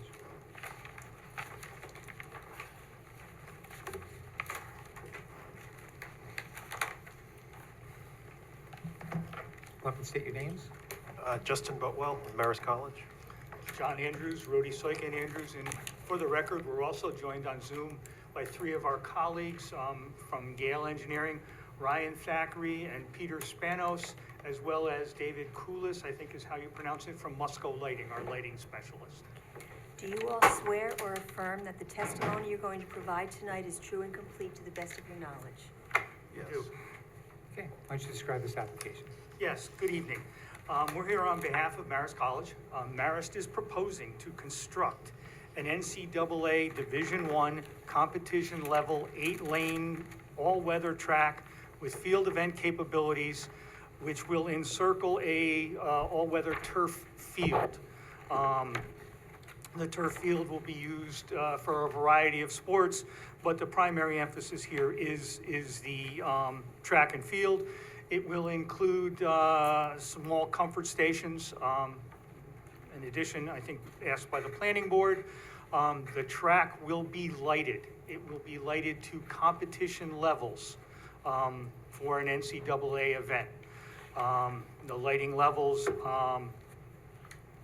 are adjustable within limits. The site is located at the northwest end of the campus.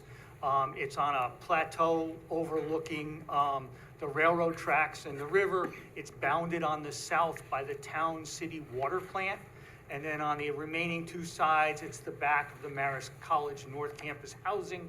And on the north, it's the Marist College North property that's otherwise known as Fern Tor, which is a kind of preserve and educational facility used by the college.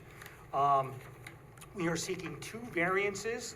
The first variance is the fact that the illumination at the property line exceeds 0.2 of a foot candle. The elevations run from 24.2 to about 0.8 at the property line. The primary affected property line is that to the west, the side of the railroad and overlooking the river. And these levels are unadjusted by elevation. So in other words, if you lowered yourself down to the track level and even lowered yourself down to the river level, they kind of compress and come in closer, so the impact is less. Between us and the town city water plant is a rather large green area that encompasses a drainage way. Most of the drainage from the old Hudson River Psychiatric Center runs down through there, ultimately to the river. So most of our lighting impacts that green area, but ultimately reaches a portion of the town city water plant. And the second variance, the way your code is worded, it's kind of an unusual situation. Normally, luminaires used for playing fields and recreational facilities are exempt from your height requirements. However, in order to be exempt, they have to meet all other standards. We don't meet the standard of 0.2 of a foot candle. So as a consequence, we now need a variance because the default position for a pole height in this zone is 20 feet. We are proposing 100-foot poles. So we need a variance of 80 feet. Couple things about the lighting. We've done our best to minimize it.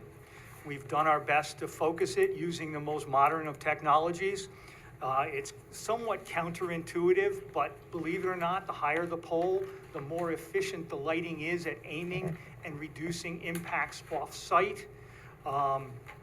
We did evaluate lower lights. We did evaluate more lights. They have the undesirable effect of increasing levels.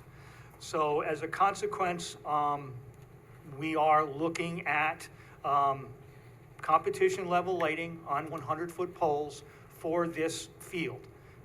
The lights will only be on when the field is used. There are probably 5 to 7 competition level events a year. So those 5 to 7 events would experience full lighting levels. The balance of the time, the fields will be used by Marist College students, faculty, staff, et cetera, for a variety of practice issues, intramural issues, club issues, educational issues. The lighting levels required for those events are much less. So they would be used at reduced lighting levels, which again brings the light in closer to our property. And then once the fields are stopped, no longer used on a given night, the lights will be shut off. So they're not continuous, they're not every night, but they could be, depending upon how it's used. As you all may be aware, Marist College already has one lighted field. It is the main football field, the stadium up on the Route 9 side. And the goal here is to provide a track, but also to provide an additional field to relieve the stress on that Route 9 field. That's already maxed out. Our athletes have to travel and do a few other things. So by adding this field, it gives us a little more flexibility and allows us to better serve our student population. Was there a county response? There was not, because it's outside of there. Okay. And just, if I may, just for the record, the planning board has been working with us on this project. The planning board at their June 20th meeting issued a negative declaration. Like the application before us, this was a type 1 application, and they did issue a neg deck. They also saw fit to issue a coastal consistency determination. They were not yet prepared to issue site plan approval. We had some issues that we needed to resolve with engineering, which we substantially resolved, but there's a lot of I's to dot and T's to cross on a field like this, as you might imagine. Do you have an illustration showing the impact of the lighting on the community? That was part of our application. I can ask Ryan if he's on to perhaps share his screen and give you an idea of what the lighting levels were. But when you say impact on community, it impacts. If you had one that showed the Yes. spread of light. Yes, hopefully Ryan can share it. I don't have that capability, but it was in your packet. I think it was one of the full-size prints, as a matter of fact. There we go. So if I may.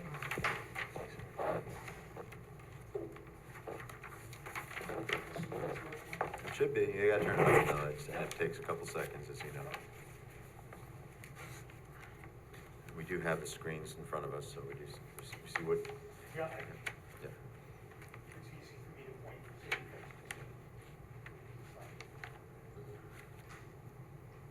Unless the battery's dead, in which case you're out of luck. Maybe describe it to Ryan, he can point to it on the screen. Yeah, I can describe it, I'll describe it out loud, but if I may, this is the rail line here. This is the back half of the Marist College North Campus housing. And the lighting levels are peak right in through this vicinity here, which is the top of the slope. If you've been out there, there's a series of trees. I always have to tell everyone, don't go by the fence line. The fence line is actually not truly Marist College property. Marist College property stops a little bit before the tree line. But you can see that the lighting levels are the highest along here. They drop down over the river. There was a couple examples, if you saw, there is another lighting layout like this where we've corrected for elevation. And what happens is it doesn't change much at the property line, but as you get down to the tracks and the river, what you find is the area of impact contracts, it gets smaller. So that when you adjust for lighting, and then here is the Town City Water Plant. The property line basically runs right through here to the property line. This is about where the 8 tenths and so on hits. Because it's farther from the lights, and then this is parking area that's already lighted on Marist College campus, so that you get an overlap. This doesn't add the lights, this just shows the impact of the field. This is the existing softball field, which stays, which is Marist property, and then by the time we get to the heavily treed fern tour, most of those lighting levels are down to 0. So the true impact, Mr. Chairman and members, is right in through here, and actually, these are the light locations, the X's, and the area of impact is kind of a semicircle around those lighting. So as you go north and south away from that, the lighting levels drop relatively quickly. Okay, thanks. Christine? Yeah, I just wanted to ask, during the times that the lighting would be reduced, with the exception of the 5 to 7 times per year, will that be considerably less, or within the town code? It gets closer to the town code, but it does not meet the town code. Matter of fact, I think we had an example of 50% lighting in the packet. It reduces it, but it's still, it gets a little, it gets down to about 4 or 6 at the south end, but it stays high right along the top of the tracks. And the normal lighting levels, we're not sure, it will probably be reduced, and I can't guarantee it, somewhere between 50 and 80. It would max out at 50 to 80%, depending upon how things work out there. That's all, thank you. Art, my turn. How tall are the poles at the present field, the football field? The football field poles, I believe, are 85 feet, and they also use an older technology, light. Yes, they do. They're killers. Okay, so you're another 15, you're looking for another 15 feet. Yes, sir. Second question, which is kind of vague, but I need to ask it. You're saying that light output can be controlled based on needs of the field. Yeah. Now, will the college be controlling that? Will the athletes be controlling that light output? Oh, the college administration would control the light levels, Okay. yeah. Last question. Has the riverkeeper expressed anything? Are we gonna have to have a problem with Hudson River? I know they sound off on a lot of things along the river. We didn't get any comments from them through the public hearings at the planning board. And we actually tried to reach out to the railroad folks, and we didn't get anything from them either, so. Okay, thank you. Phyllis? So the staff and the students are going to be using the track for themselves. So will the lighting turn off at 11 o'clock? Will it turn off at 10 o'clock? Will it be on all the time? It'll be on, the athletic staff will plan the use of the field and the track, and we'll put the lights on when people have scheduled and are approved to use the facility. So normally it wouldn't be past 11 o'clock at night. But it could be up until It 10 could, or well, 11. the tennis stadium was so heavily used, I saw at one point students were out there as late as midnight. So this is to relieve so much pressure on that one field, is one of the points of this one. Okay. But the intent here is lighting is controlled by the athletic and intramural staff. It's not, students can't willy-nilly go out there and flick the lights on. There's no buttons to go push and turn it on. This is controlled by the campus and the athletic department. Right. I was just looking for a point in the evening when the lights would go off. There isn't a static At this point in time, it's not set, no. Okay. It'll be somewhat demand, but the intent is to reasonably turn them off when things are completed, depending upon schedules. Thank you. I have no other questions. During an event, is the lighting comparable to what would be at the football field currently? It's a little higher, but the new fixtures do focus the light so much better than the 2005 technology we used. So the spill is much lower. And I don't know, Ryan, online, you could show some of the images from other fields with the same technology. It's significantly better than the field that is there now.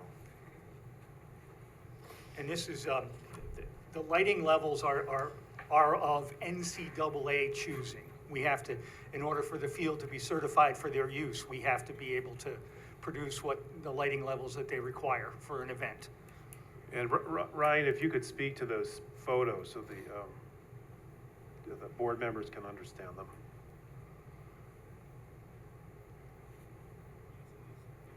Ryan is on mute still. Nope, now you're unmuted. Go ahead. You're there, Brian? believe they. Yeah. Can you hear me? Sorry. Yes, now we can hear you. Yep. Should I start over? Yes. Okay. So these photos were provided to us by Musco, the manufacturer of the lighting. This is a sort of a case study they use. This was the U.S. Naval Academy in Maryland, USA, and they went with a different manufacturer's lighting, and they had issues with spill to the adjacent river, and so they came to Musco and they said, we have to bring this spill down. And so what we're seeing here is the finished product with all the Musco installed, and you can see the sort of start cutoff to the adjacent river. This picture you're seeing in the bottom left, you can't really see it, but the river is in the foreground. But the sort of cutoff from the lighting is so stark that it's hard to even see what's in the foreground. But this is just sort of an example of a high-level competition venue, lit for more than just, your casual ultimate or after night. This is, competition level venue, and they're still able to maintain the cutoff and the, keeping the light on just the field. And in that example there, are those the same height poles that we're looking for, 100 feet, do you know? I don't know off the top of my head. David, are you on? Do you know the height of those poles? Yes, those poles are 80 feet.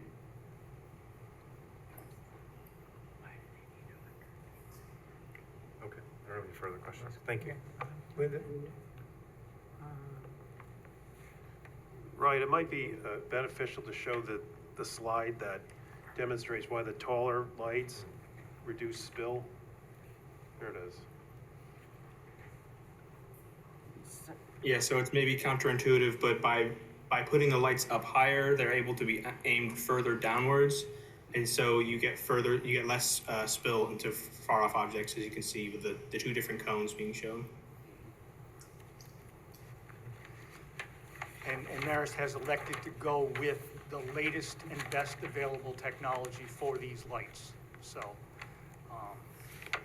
they don't get any better.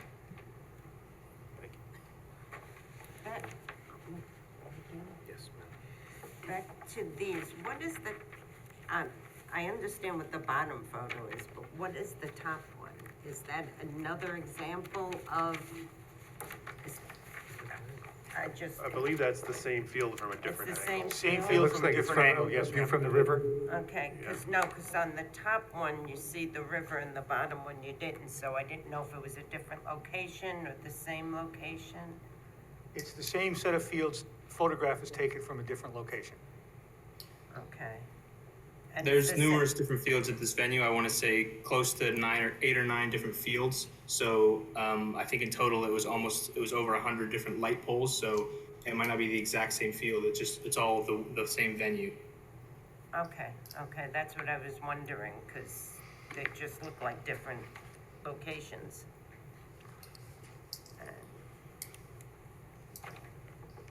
All right, that's it, I just had that question. Okay, Tony? No questions. All right. I'm sorry, the fields for the Naval Academy, were they also for NCAA sanctioned athletic events? I'll have to defer to Musco. I don't have that information. I believe they were. Brian, do you know? I would probably also defer to David. David, do you know off the top of your head? I mean, it definitely. Yes, those fields are lit to NCAA standards. So those poles though are 80 feet high, and they're doing Correct. and they're doing the same work as poles that you're looking for at 100 feet, correct? Correct. Okay. In the photos that are shown, there's also a lot more poles as well. So more Okay. poles will be spread out. So you'll need less poles. to That's light correct. the Our field. goal was to minimize the number of poles and try to minimize the impact, if you will. How many poles are on there? I forget, on that side by the I believe river. there's 8, right? I think there's 7. Seven? Brian, We do have you know how many 7 poles we have? total. 7 total, there's 3 on the riverside. 3 on the riverside. Thank you very much. Two questions, kind of the same question, but would it be fair to say that the only real impact of this light to anybody trying to sleep, et cetera, would be to the Marist dorms and to, I think, the Marist house that's owned up on the hill, that gray house that's north of the The property? Marist house on the hill won't be able to see this particular too much field. wood, too much wood, It's right? tucked down and in, Okay. so there's actually a little knob between that house and us. But you are correct, the only people that would be able to see impacted by the lighting would be the student housing. But if you're familiar with that north end of Marist College, you have the river at the low elevation, then you jump up to the Marist where this field is being, then you jump to a parking lot, and then you jump again to the Marist housing. So this Maris housing is probably, if I had to guess, about 60 foot above the field. So you're gonna be looking over the top of the lights. You're not, maybe the first floor or second floor, the lights might be level with their window, but they're pointing away and pointing down, so they won't be able to see very much. And there is an intervening parking lot, and North Campus is fairly well lighted for pedestrians and other safety issues. Speaking of parking, are you gonna have to add parking, or are we gonna have to worry about impervious covering down here? More parking? We didn't need to add parking for this. Okay. We're actually losing some parking spaces, and I say that somewhat, so Mr. Welty and the planning board don't get mad, but we have an overabundance. I'm happy about it. Okay, thank you. Thank you. Okay. Anyone from the audience who wishes to comment on this? If you would unshare your screen. Ryan, can you unshare, please? Thanks. All right, there's no one in the room. Anyone on Zoom looking to comment on this application?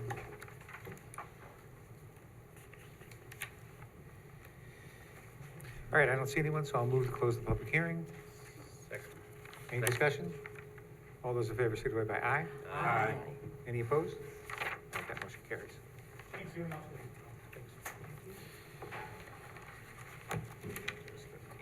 That brings us to item number 14, Locust Grove Crossings.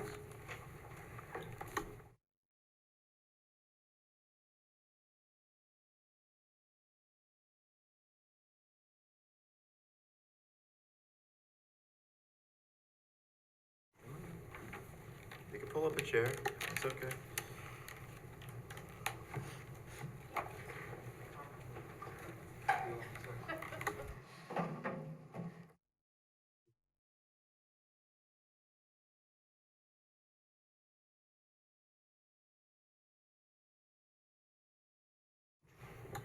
Okay, if you want to state your names. Good evening.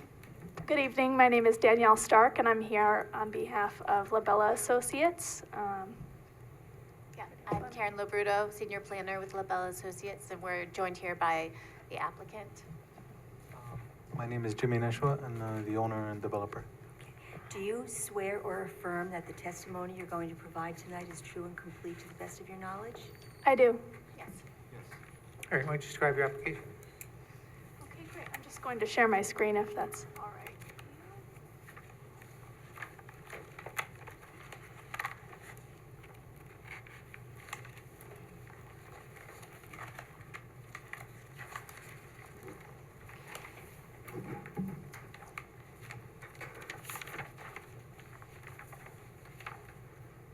You're able to see it? Okay, great. As I stated, my name is Danielle. I'm here on behalf of Labella Associates, on behalf of our clients with Locust Grove Crossings LLC. And this project is for Locust Grove Crossings, multifamily development.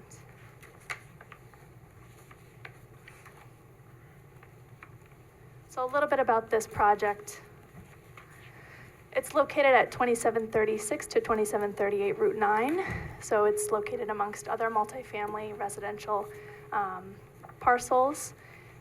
It itself is a multifamily residential parcel. And existing conditions at the site include approximately 3,500 square foot abandoned Cape Cod style home, 1,500 square foot abandoned house, and an 880 square foot detached garage.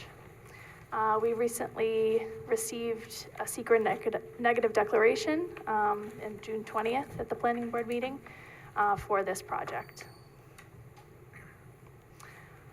A brief history, we've received, as I mentioned, a secret negative declaration for this project, a state historic preservation office letter of no impact, and today we seek 3 variances which have expired, and so we seek reapproval of those variances.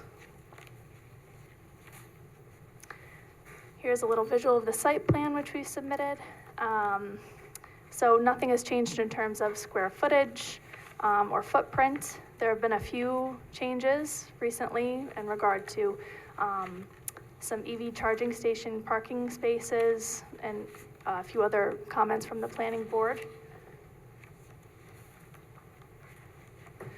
The variances that we seek today include required minimum lot area and maximum impervious surface, and freestanding sign dimensions.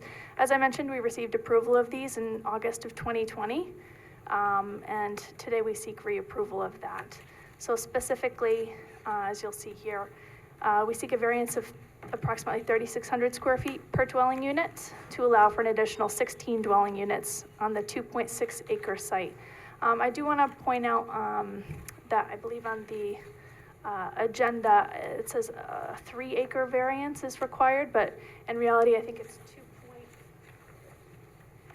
2.65. Yeah, the size of the lot was incorrectly noted on a prior submission, and I think that's gotten carried through in the various agendas and applications. Yes, so as she mentioned, as Karen mentioned, the previous calculations, some of them were based off of the Dutchess County parcel access acreage. However, upon receiving an official survey of the site, it was founded that it was 2.68 acres, not 2.4. Yeah, 2.4. So, just want to make that That note. would make the variance actually slightly smaller. Yes. So we don't have any worries about what was noticed or anything like that, because it's, okay, good. Yeah, good. so it's a little less. And then in addition, the only other thing that's impacted is the maximum impervious surface. So previously we saw 8% variance, and so for the same reasons we seek a 9% variance, just slight change. And then the freestanding signage maximum area, we're seeking a variance of 38 square feet, which has remained the same as what was previously approved. No change there. So wait, just for clarification purposes, I'm Sure. sorry. The second one, you said you need a 9% instead of an 8% variance? Yes. All right, I just want to, because I think we've noticed this a certain way, and I just don't want to, I want to make sure we're okay with that. Sure. Yeah, so it sounds like the first one, the variance is getting smaller. So, because the lot's bigger than it was actually originally? That's correct. Right. Yes. The second one, you're saying that the impervious requirement has gone up? Yes. Not the requirement. I mean, the amount of requirement. Yes, impervious? that's correct. And, Yes. and our application to the zoning board had the correct amount at 9%. 9%? Yes. Okay. What did we notice it as? Because I have it as 8. And I usually take it from the notice, so. I usually take it from the denial. Oh, I mean, it seems like it's a very small thing, but I just want you to be, it's just, if we have to, we would have to adjourn and renotice, Well, so. possibly. It's probably at the applicant's discretion at the end of the day. I mean, I don't think there's anyone who would have come out if it's an 8% variance, would come out if it's a 9% variance, but wouldn't come out if it's an 8% variance. So, I mean, technically, the legal notice is not precise because it noticed something less than what you're asking for. But I doubt there would be a challenge on the 1% impervious. But can you explain how if the lot got bigger, the impervious also is increasing? Is coverage actually changing? I think it's because it's divided by the acreage. So it's like the maximum, or excuse me, the proposed impervious surface amount, the footprint, has remained the same, but you're dividing it by a larger. So it should be So going it down. should So it go should be down. going down. I think it's probably linked to the changes with the planning board application, right? So now we're providing for EV parking and probably some things moved around here and there. It's just like you move anything on a site plan and it just throws everything off. Also, in order to satisfy the DOT, we needed to make the entrance a little wider, Okay. Oh, add some that could be it. sidewalks, and also satisfy the condo community near, in the back. They wanted wider road to be safe for the children and the bus route. Thank you. Am I correct then that the total acreage variance would be 2.78 acres rather than 3? We have it calculated as 2.65 acre variance. I thought you said that was the difference. That was the increase in the lot size. I thought you'd say that was the No, lot the size. lot area went from 2.43 to 2.68. Yes, And then the amount, the variance has gone down from 3 acres to 2.65 acres, is what you're, yes. So I subtracted the 2.43 from 2.65. I got a difference of 0.22, and subtracted that from the 3 acres that zoning administrator calculated was the variance. So that's 2.78. I just don't want you to get shortchanged. I mean, as part of our application, we calculated it differently. We did ours based on the square footage required per unit. So yes, thank you. We'd love it to be accurate, whatever it should be. I think our main point was just that it wasn't actually 3 acres. It was some amount less. Okay.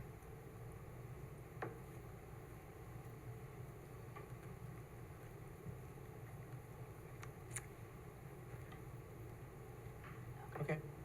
And then did you say the sign that 37 square feet, or we have 38, and that stayed the same? That remained the same, so it's a total of 42 square feet, but the variance request is for 38 since the regulations. All right. Christine, do you have any questions? No questions. Art? No questions. Phyllis? No questions.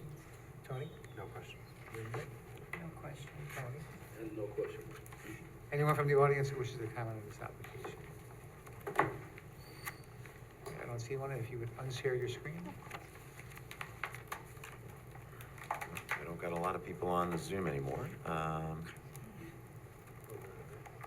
don't see anyone. I'll move to close the public hearing. Second? Any discussion? All those in favor signify by aye. Aye. Any opposed? That motion carries. Thank you. Okay, thank you for your time. All right, that brings us to item number 15, Central Park.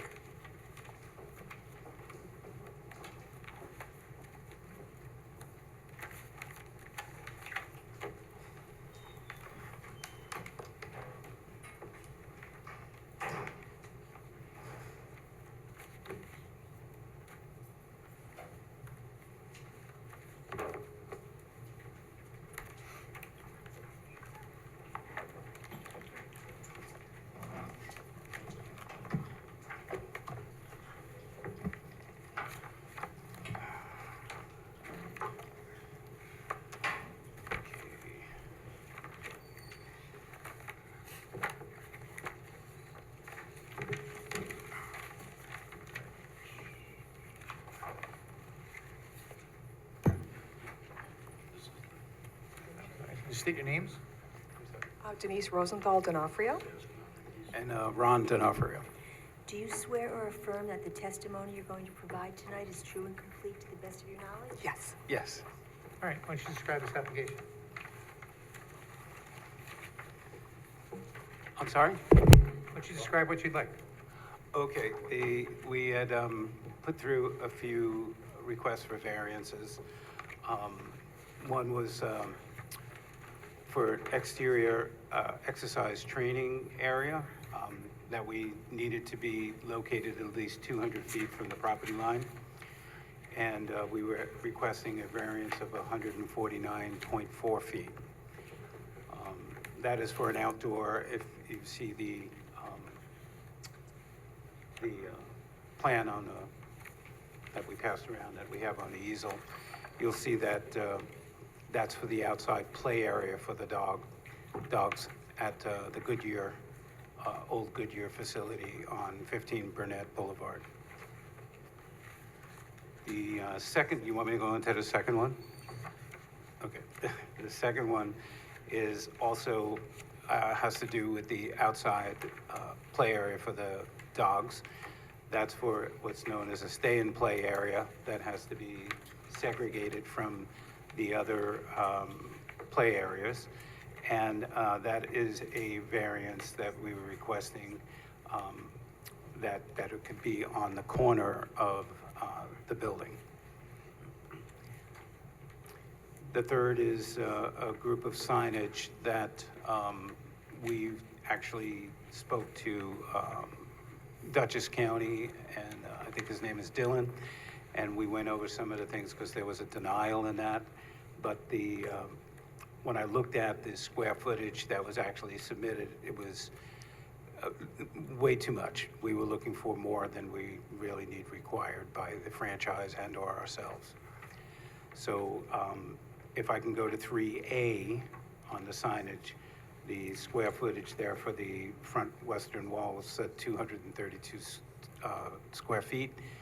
It's now, based on this drawing and everything, 168 square feet.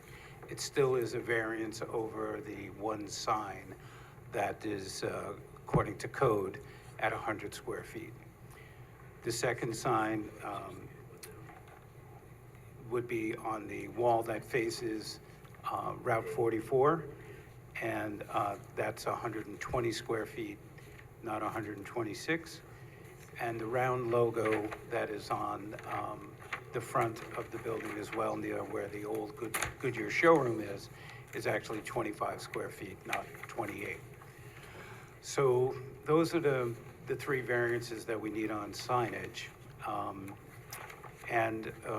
One of the exercises that we did, just to stay on signage for a few minutes, is that we went around the town and tried to see where there were buildings, standalone buildings that have multiple signs, and there's quite a few.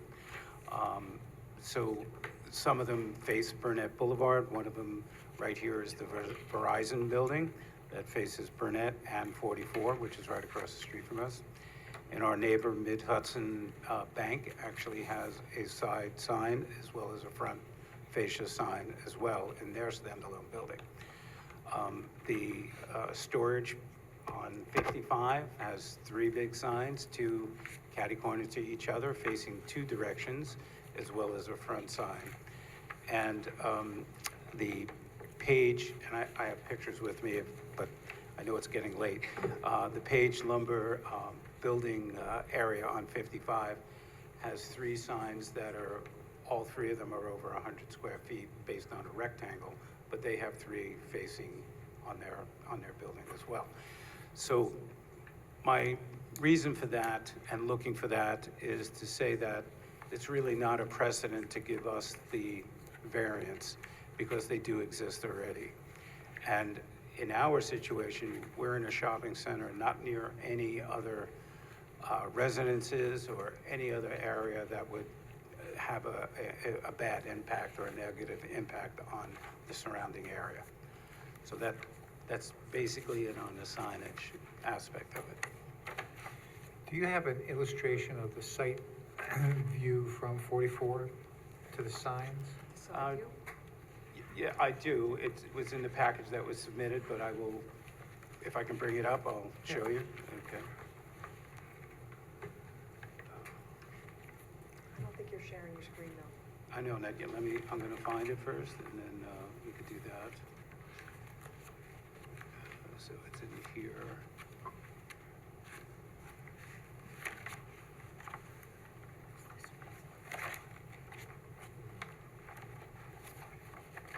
It's an actual site map, if that's okay to show you. I want to see I'd like to know what I would see from driving down Route 44. You mean a picture? Well, that's a picture of the sign. Yeah. No, I mean, that's the side building from 44. Yeah, but that's not, You're thinking more of like a rendering Yeah. that shows like if I'm standing on the side of 44 on the sidewalk and I'm looking off to that side, I what would do like I to be see? driving in a Mercedes coming. Or driving in a, yeah, sure. I don't hardly see it at all. It's such a slope. You know, let me share the screen because that's the best way to do this.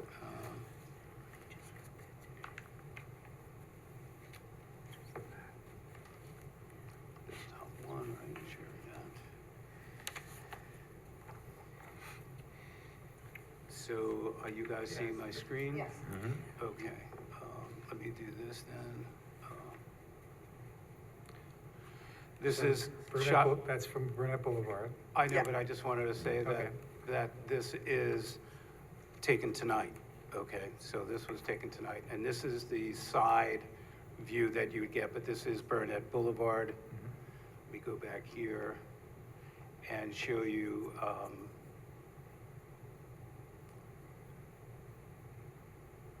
some of the old signs that were there, so you'll see a view from what it looks like. This is the old Goodyear from Burnett, and I'm sorry I'm taking so long, it's just that there's a lot of stuff here. This is what it would look like from Burnett Boulevard, from 44. That's the old Goodyear. I don't think that's what I would see. I don't think that's, well, Well, it's from Google Earth, so, and Yeah. it's from 44. It's exactly the view. That's the side of the building. Is Yeah. that what you're asking? that's what I'm asking. Yeah. So, if you want a particular one that, will stand up on 44 and we'll take a shot, I could do that after this meeting and bring it to you. So, Actually, my suggestion is gonna be, at least for the sign part, that you do that. Sure. I'm sorry, I didn't hear you. For the sign part, I would ask that you provide something like that. Okay, sure. No worries. So you want to see like from the car view, like if I was driving my car down that route. That's and your I look advertising, over- right? That's, 'Cause there you're was a- advertising for people to see. Yeah. Yeah, well- Goodyear had a painted sign on that side of the, building. Well, they had one that was painted, but this one was an actual lit sign Yeah. as well, so. I think the question is whether it's really necessary, really is what it comes down to, Yeah. right? So the question is it really visible to someone coming on Dutchess Turnpike? In other words, it's a benefit to you. Right. Or is it kind of not really visible, and therefore, why do we, why grant the variance? Why bother granting the variance? So that's the Okay. question, I think. All right, Yeah. so we'll come back with that, for the signage, we'll show, and I can. Well, maybe I might be in a minority, but, so. No, that's okay. I think the benefit to the public is needed, because when you're driving by, unless you stop there and you look, and you see this beautiful new building that we're doing, and you go like, what is that? If you have nothing there, then you just don't know. Okay, I just So- want to be sure. Yeah. No, I'm just listening. Would we want them to do our typical renderings of small, medium, large? And are you gonna be on the pylon sign as well? Will you be on the pylon sign? We can't be on the pylon sign right now because there's a waiting list. There's a couple of people that are before us, so that's why this is important to us. So we don't have the monument sign that, we're probably the fourth largest cost of leasing there, but yet we are behind two other people, which is fair, that came before us. So we understand that. So this is one of the ways to mitigate that, was to have this side signage as well. But you may desire to go on that sign. I'm sorry? You may want to go on that. We would sign love at to some go point. on that, but it's not gonna happen for probably a year, that's what we were told. So, So that might change our whole way of looking at this, right? It might, depending on really what the view is from 44, because the monument might not be that helpful to you from 44. If I'm oh, thinking of- I think anything on 44 is gonna be important to us, and I think to the public, so they know what it is that, they knew Goodyear was there, they should know that Central Park's gonna be there, and what it is. Okay. And my understanding is that you reduced the sizes of the, Yes, based we upon the did. county's Yes, we input, did. you reduced the sizes Yep. of the. We of the spoke other to signs. Dylan and we spoke to Christina, and we, said, yeah, that was way too big that we were looking for originally. And, we said that this is what it would, I have a little visual literacy background with media, and, when somebody's driving by at a certain pace, there's a very quick second for them to take that in and figure out what's going on there. So we took the 100 square foot that is code and put that on the side. And then we asked for 168 on the front, because when I walked 168 and then walked across the street to Burnett Boulevard, the signage is important, but it takes a very, very small percentage of 135 linear feet building. It's an 8,200 square foot building. And then from that signage is 135 feet horizontally. So when that sign of 168 square feet is in there, it's balanced, it looks nice, it's aesthetically pleasing, and someone might get it. We're hoping they will. So the sign, I'm sorry, the sign in the middle of the building is going down from 232 to 168 square feet? Yes. Thank you. And this small sign, that's a logo sign, that's required of the franchise as well, is only 25 square feet, not 28. So that's just a 5 by 5. And that's on the showroom side on the brick wall. You can see there's a little round sign, which that just has a paw in it with Central Park. So anybody passing by is not gonna really quite get it, but they'll, understand a little bit.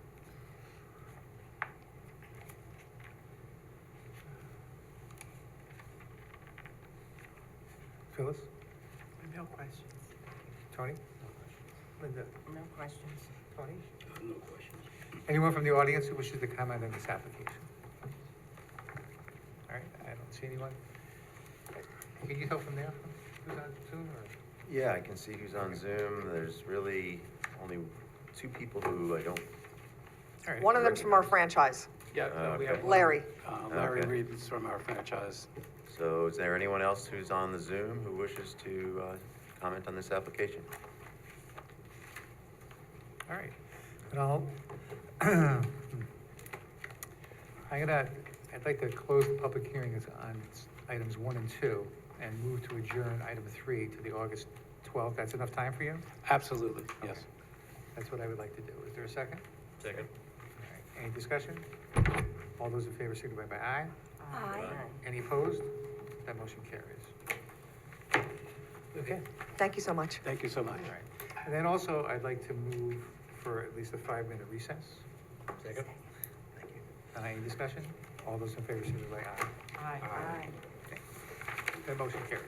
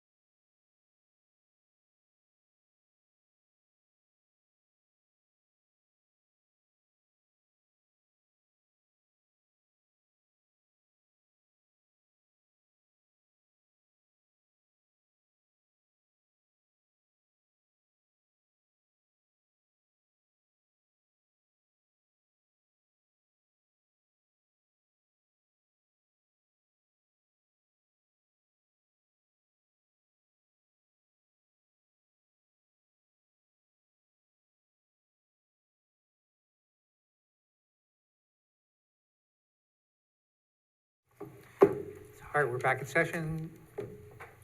It's 8:28. Regarding item number 12, apparently there's a request from the applicant to adjourn this to the August 12th meeting, so I'll move to adjourn it to the August 12th meeting. Okay. Any discussion? All those in favor signify by aye. Aye. Are there any opposed? Then motion carries. Okay, we'll take this in the order of the people that are still here. So that brings us to item 10. The signs. So, you know that there was a referral from the county denying the application.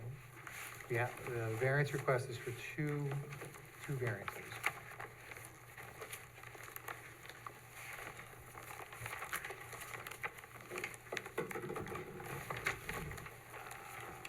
One is to permit the sign at all, that's because it's a non-permitted sign on a wall. And the other one is for variance for a 70% increase, a 70% variance on the EMD sign if we were to allow it in the first place. So I think the applicant, if I understood the applicant's testimony, they're not gonna use it as a typical EMD sign as in a scrolling fashion for any sort of message promotion, but more of a static sort of picturesque depiction, if I understood the applicant correct. In the application, there were a number of different scenes that they would portray for different holiday things. I don't see any benefit to the applicant for those things, and quite clearly, it's completely out of character for the neighborhood. Does anybody disagree with that? I appreciate the fact that the permit was entered into was issued in error, and in fact, they've expended a considerable amount of money in the sign. However, I think that even a cursory examination of the neighborhood would indicate that it's completely out of character, and perhaps should have been a little more suspicious about the permit being issued. But I'd like to hear what other comments anybody else has. I totally agree with you. I think if we allow it, no matter what, it's gonna, the whole town will be covered with these things. We'll have a whole new. I think it's clear that the town code is written to significantly prohibit EMD signs. Right. And I don't see any reason here to vary from that. Anybody else have any other comments? All right, then, Christine, do you mind making this motion? This motion would be to deny the variance the variance is requested in item number 10. It's until we don't have to do anything. So, Good. that's all we need. I move that the board deny the request for an area variance in item And there is a staff report. number 10. This decision is based on a review of the application, testimony of the applicant, testimony offered in the public hearing, and results of site visits by board members. In denying this variance, the board adopts the findings as set forth in the staff report. So, Second. All right. Any further discussion? All those in favor signify by aye, meaning Aye. that Aye. you're agreeing to deny the variance. Aye. Aye. Any opposed? All right, then that motion carries. That brings us item,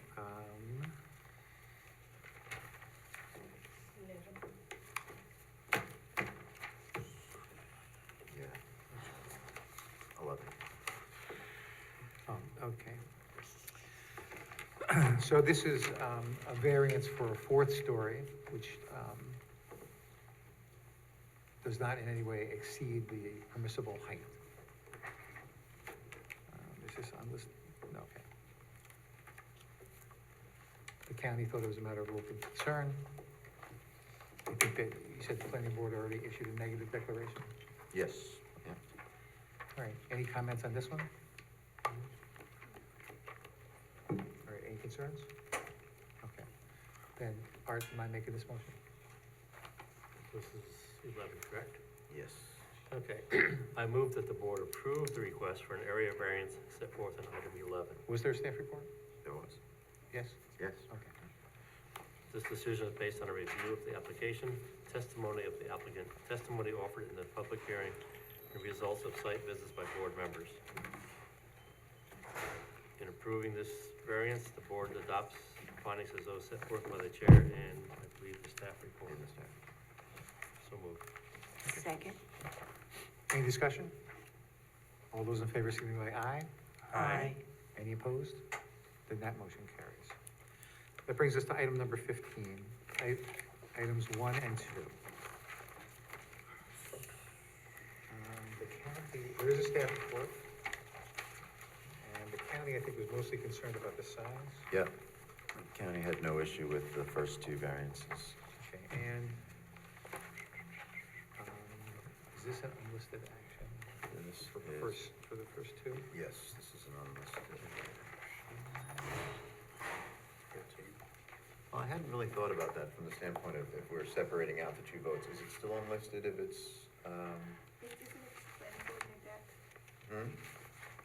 I'm sorry, the planning board issued a negative declaration. Oh, that's right. Planning board Oh. issued a negative. That's right. Thank you. Okay. I told you that earlier. Yes. I reminded you that. Anybody have any concerns about this one? This is just for the exercise areas. I think it's a particularly unique, no, not particularly unique, I think it's a unique situation. It's an excellent reuse of a property. Okay. Wait, actually, I stand corrected. This was not, it is unlisted, but I don't think, this one was not a coordinated review. Yes. I checked that actually, and I wrote the seeker, FEAF parts 2 and 3. Okay. Yeah. In that I think case, it's because we were in a hurry. I move that the ZBA determine that this is an unlisted action appropriate for uncoordinated review and declare itself to be lead agency. Second. Any discussion? All those in favor, signify by aye. Aye. Any opposed? That motion carries. And I move that the ZBA determine that the action will not have a significant adverse effect on the environment for the reasons set forth in the determination of non-significance. Second. Any discussion? All those in favor, signify by aye. Aye. Any opposed? All right, then that motion carries. Okay, Phyllis? You have Okay. the short EA? I do. I move that the board approve the request for an area variance set forth in item 15, 1 and 2.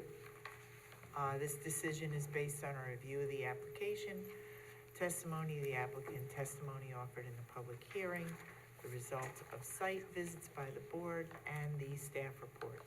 In approving this variance, the board adopts the finding as set forth by the staff report. Second. All right, any discussion? All those in favor signify by aye. Aye. Any opposed? Then that motion carries. So that brings us to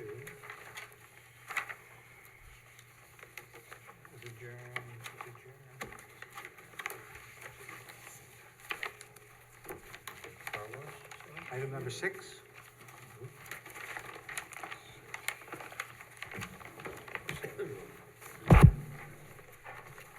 What happened to 5? Well, 5 got adjourned. We need to do number 1. 5 was adjourned, yep. 4, 6 is the next one we need to do. okay, We need the car wash, number 1. What's that? We need number 1 too. Oh, yeah, Car number wash. 1. Yeah, I forgot all about number 1. So we're not doing 6, we're doing 1. Oh, we did, okay. Yeah.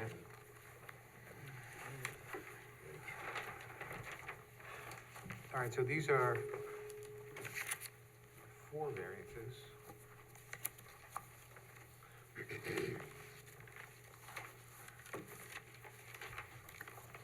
Are there, on my agenda, I only have 3. Yeah, there's 4.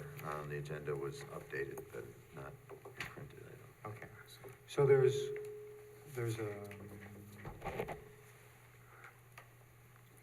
motor vehicle stations have to be 500 feet from residential zone. And so these would require a 429-foot variance if we would grant that. there is a staff report. The location of the lot is below the next residential residence. There's a roadway in between, okay? The second variance required, there has to be a 2-acre lot for a motor vehicle washing facility. This is, less than that, so it would require a 1.05 acre variance. The applicant described that they were able to mitigate any impacts for trucks, fire department vehicles, anything else within there. So notwithstanding the fact that it's a smaller lot than the town code says, it seems to be able to work. The driveway, they are removing one driveway and relocating another, but they still need a variance for that driveway. And then the refuse container within 50 feet of a residential line. I think the applicant described why it has to be where it is. And even if they moved it to another location, it would still require a variance. So I think the applicant pointed out that's really the only satisfying place for it to be. There is a staff report. Anybody have any concerns? There was a car wash there previously. There was a car wash there. The noise is, describe the vacuums, and the noise is really just not much more above ambient noise from the highway. And you're improving a lot. I think it's a pretty good reuse of an abandoned, unused lot. And you're cutting out that one entrance onto Southgate. I think it's a big improvement. It's very big. There has been, of course, opposition from the neighbors, but I think that's not something we can take into account without, real, I think any of the objections have been overcome by the mitigation that the applicant has used. So, anybody have any concerns about this one? Quick question, there were two things that Phyllis actually brought up that I wondered if anyone wants to make as, consider as conditions.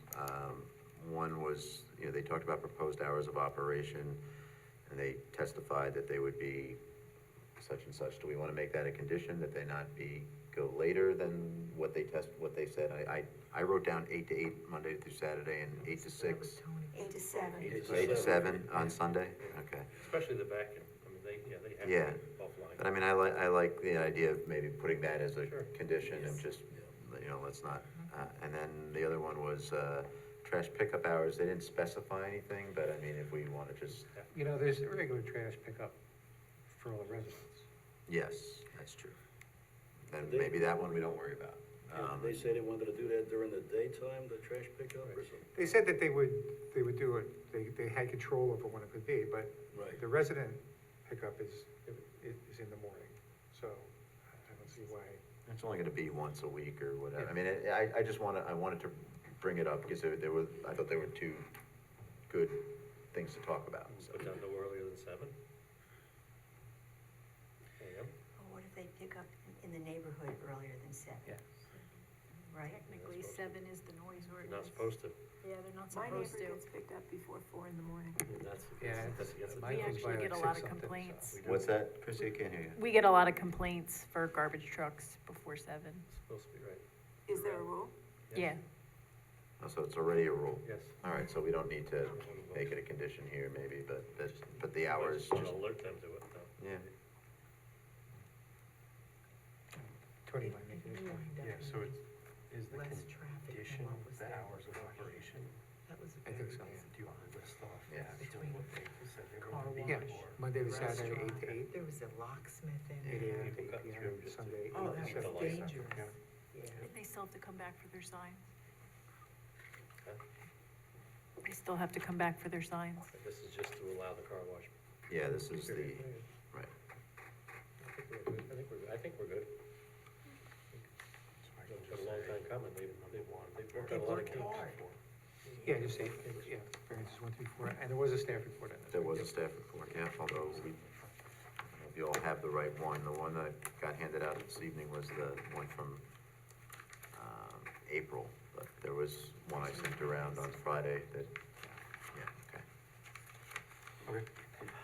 So I move the board approve the request for an area variance set forth in item number 1, variances 1, 2, 3, and 4. This decision is based on a review of the application, testimony of the applicant, testimony offered in public hearing, and the results of site visit by board members. In approving this variance, the board adopts the findings set forth in a staff report based on the condition of hours of operation of Monday to Saturday, 8 to 8, 8 a.m. to 8 p.m., and Sunday, 8 a.m. to 7 p.m. Second. All right, there was a second? Yes. Okay. Any discussion? All those in favor signify by aye. Aye. Any opposed? Then that motion carries. That brings us to item number 6. This is.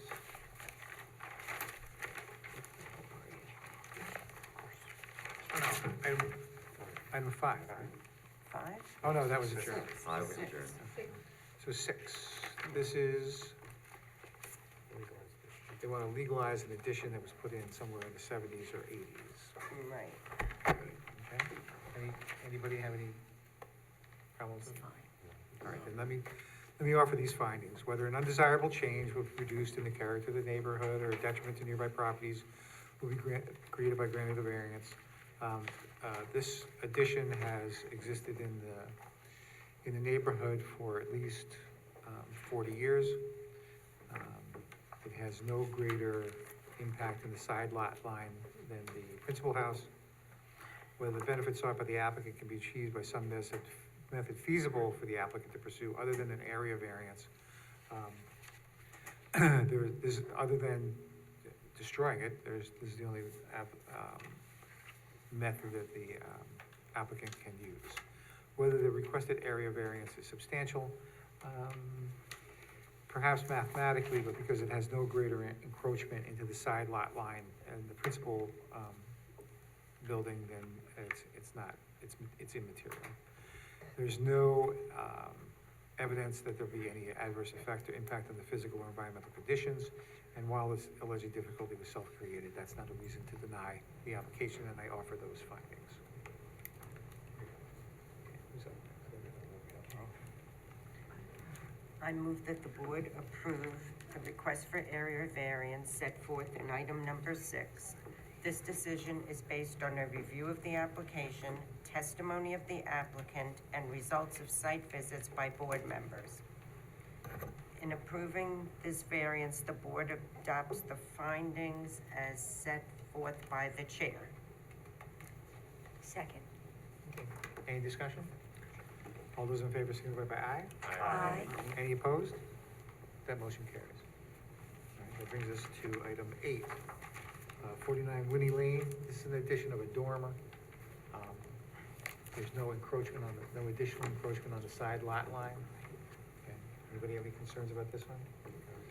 Then let me offer these findings. Whether an undesirable change will produce in the character of the neighborhood or a detriment to nearby properties will be created the granting of the variance. This is consistent with other properties in the neighborhood and will not have any impact on the character of the neighborhood. Whether the benefits sought by the applicant can be achieved by some method feasible for the applicant to pursue other than an area variance based upon the location of the house and the size of the lot. This is the only method for the applicant to pursue to get the desired benefit. And whether the requested area variance is substantial, it's not particularly either mathematically substantial, and the fact that there's no encroachment into the side lot line makes it de minimis. And there's no evidence that there'll be any adverse impact or effect on the physical or environmental conditions of the neighborhood.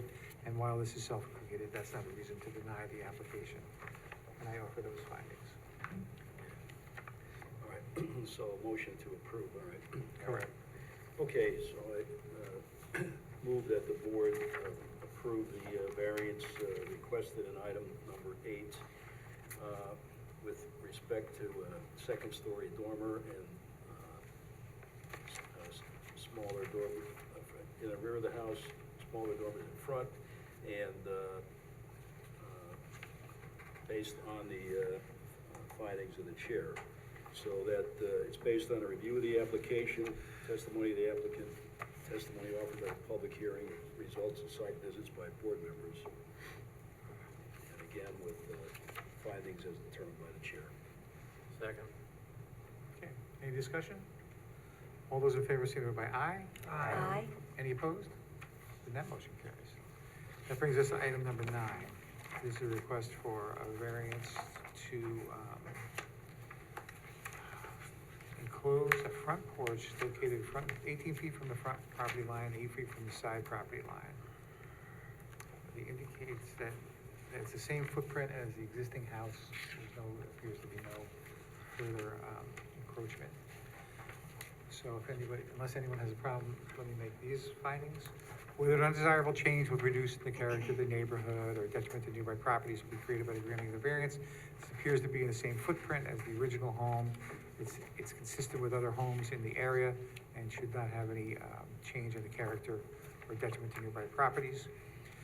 Whether the benefits sought by the applicant can be achieved by some method feasible for the applicant to pursue other than the area variance based upon the positioning of the primary original residence. This is the only way for the applicant to get the desired result.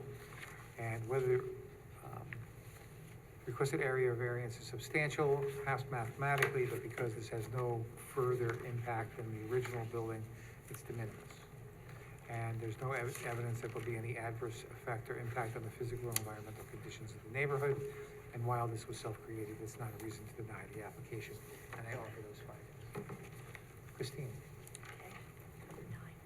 I move that the board approve the request for an area variance set forth in item number 9. This decision is based on a review of the application, testimony of the applicant, testimony offered in the public hearing, and results of site visits by board members. In approving this variance, the board adopts the findings as set forth by the chair. So moved. Second. Any discussion? All those in favor, signify by aye. Aye. Any opposed? Then that motion carries. I think that brings us to item 13. That's Maris track and field. There is a staff report on this. And, I'm sorry, was there a county? No, there was no county response. So I think the applicant adequately described the effects that the lighting will have and the minimal effect on anyone outside of the community and the efforts to do it. The fact that the lighting exceeds what's permissible in our code requires a variance, and that necessitated the second variance for the height of the poles. But does anybody have any concerns about this? I don't. It's right by the rear. All right, then, Art, do you mind making this motion? Sure.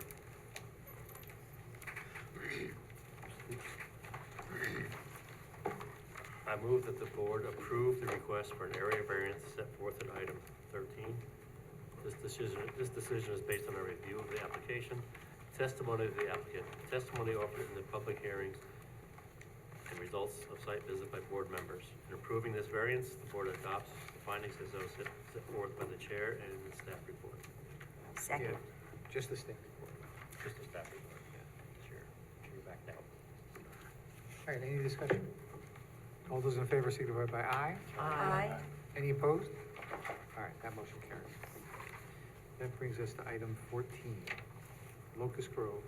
This is a reapproval of a prior one, with the exception that there's just 2 modifications. I think that we're gonna reduce what's granted on the acreage to 2.78 and increase the impervious to 9%. Although I don't understand the math on that one, or maybe I did now. So their math is sort of correct and sort of wrong, as far as I can tell. They say they can get 14.75 dwelling units on the new 2.6 acres, but when I do the math, they get 16 dwelling units on those 2 acres. It is, what they're requesting is double the density. and it's 3,648 square foot per dwelling unit instead of the 7,260 per dwelling unit. 32.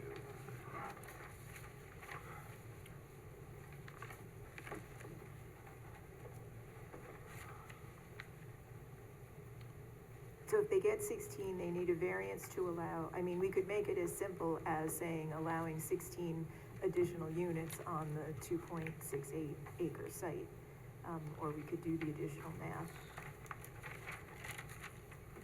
But they have it as an additional 4.18 dwelling units per acre, and I don't think that's right. I think it's.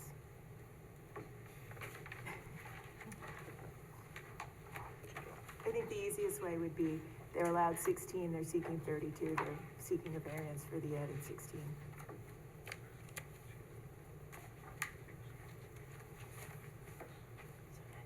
Why does it say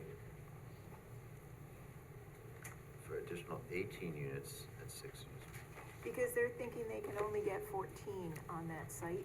Ah, But when I do the math, if it's 43,560 an acre, that's correct, right? And if they're 2.68 acres, I get 1,116,740.8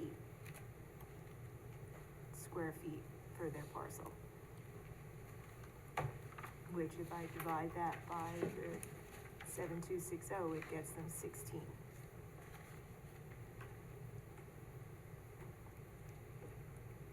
I can't do the math, sorry. I did on my. I'm on hour 13. I'm not even gonna try.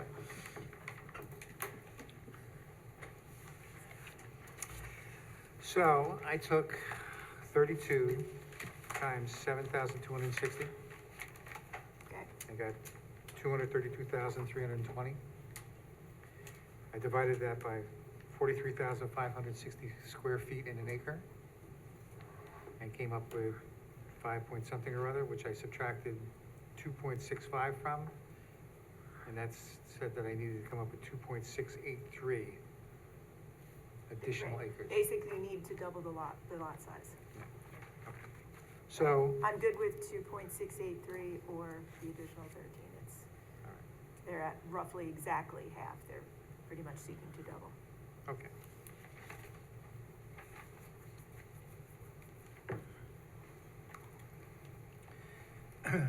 So Phyllis, you okay with that? Am I reading the 2.68 or am I just, because, I don't mean to be funny because No, I know. I can't just say 1 through 3 because it's been amended and it's not 8, it's 9 on the impervious. Number 2, right. Right. But you can say, if you're granting the variances, you can grant them as amended. And then, so that will take care of the lot size. And then the variance that's being granted in number 1 is for an additional 16 units or 2.683 acres. Right, Paul?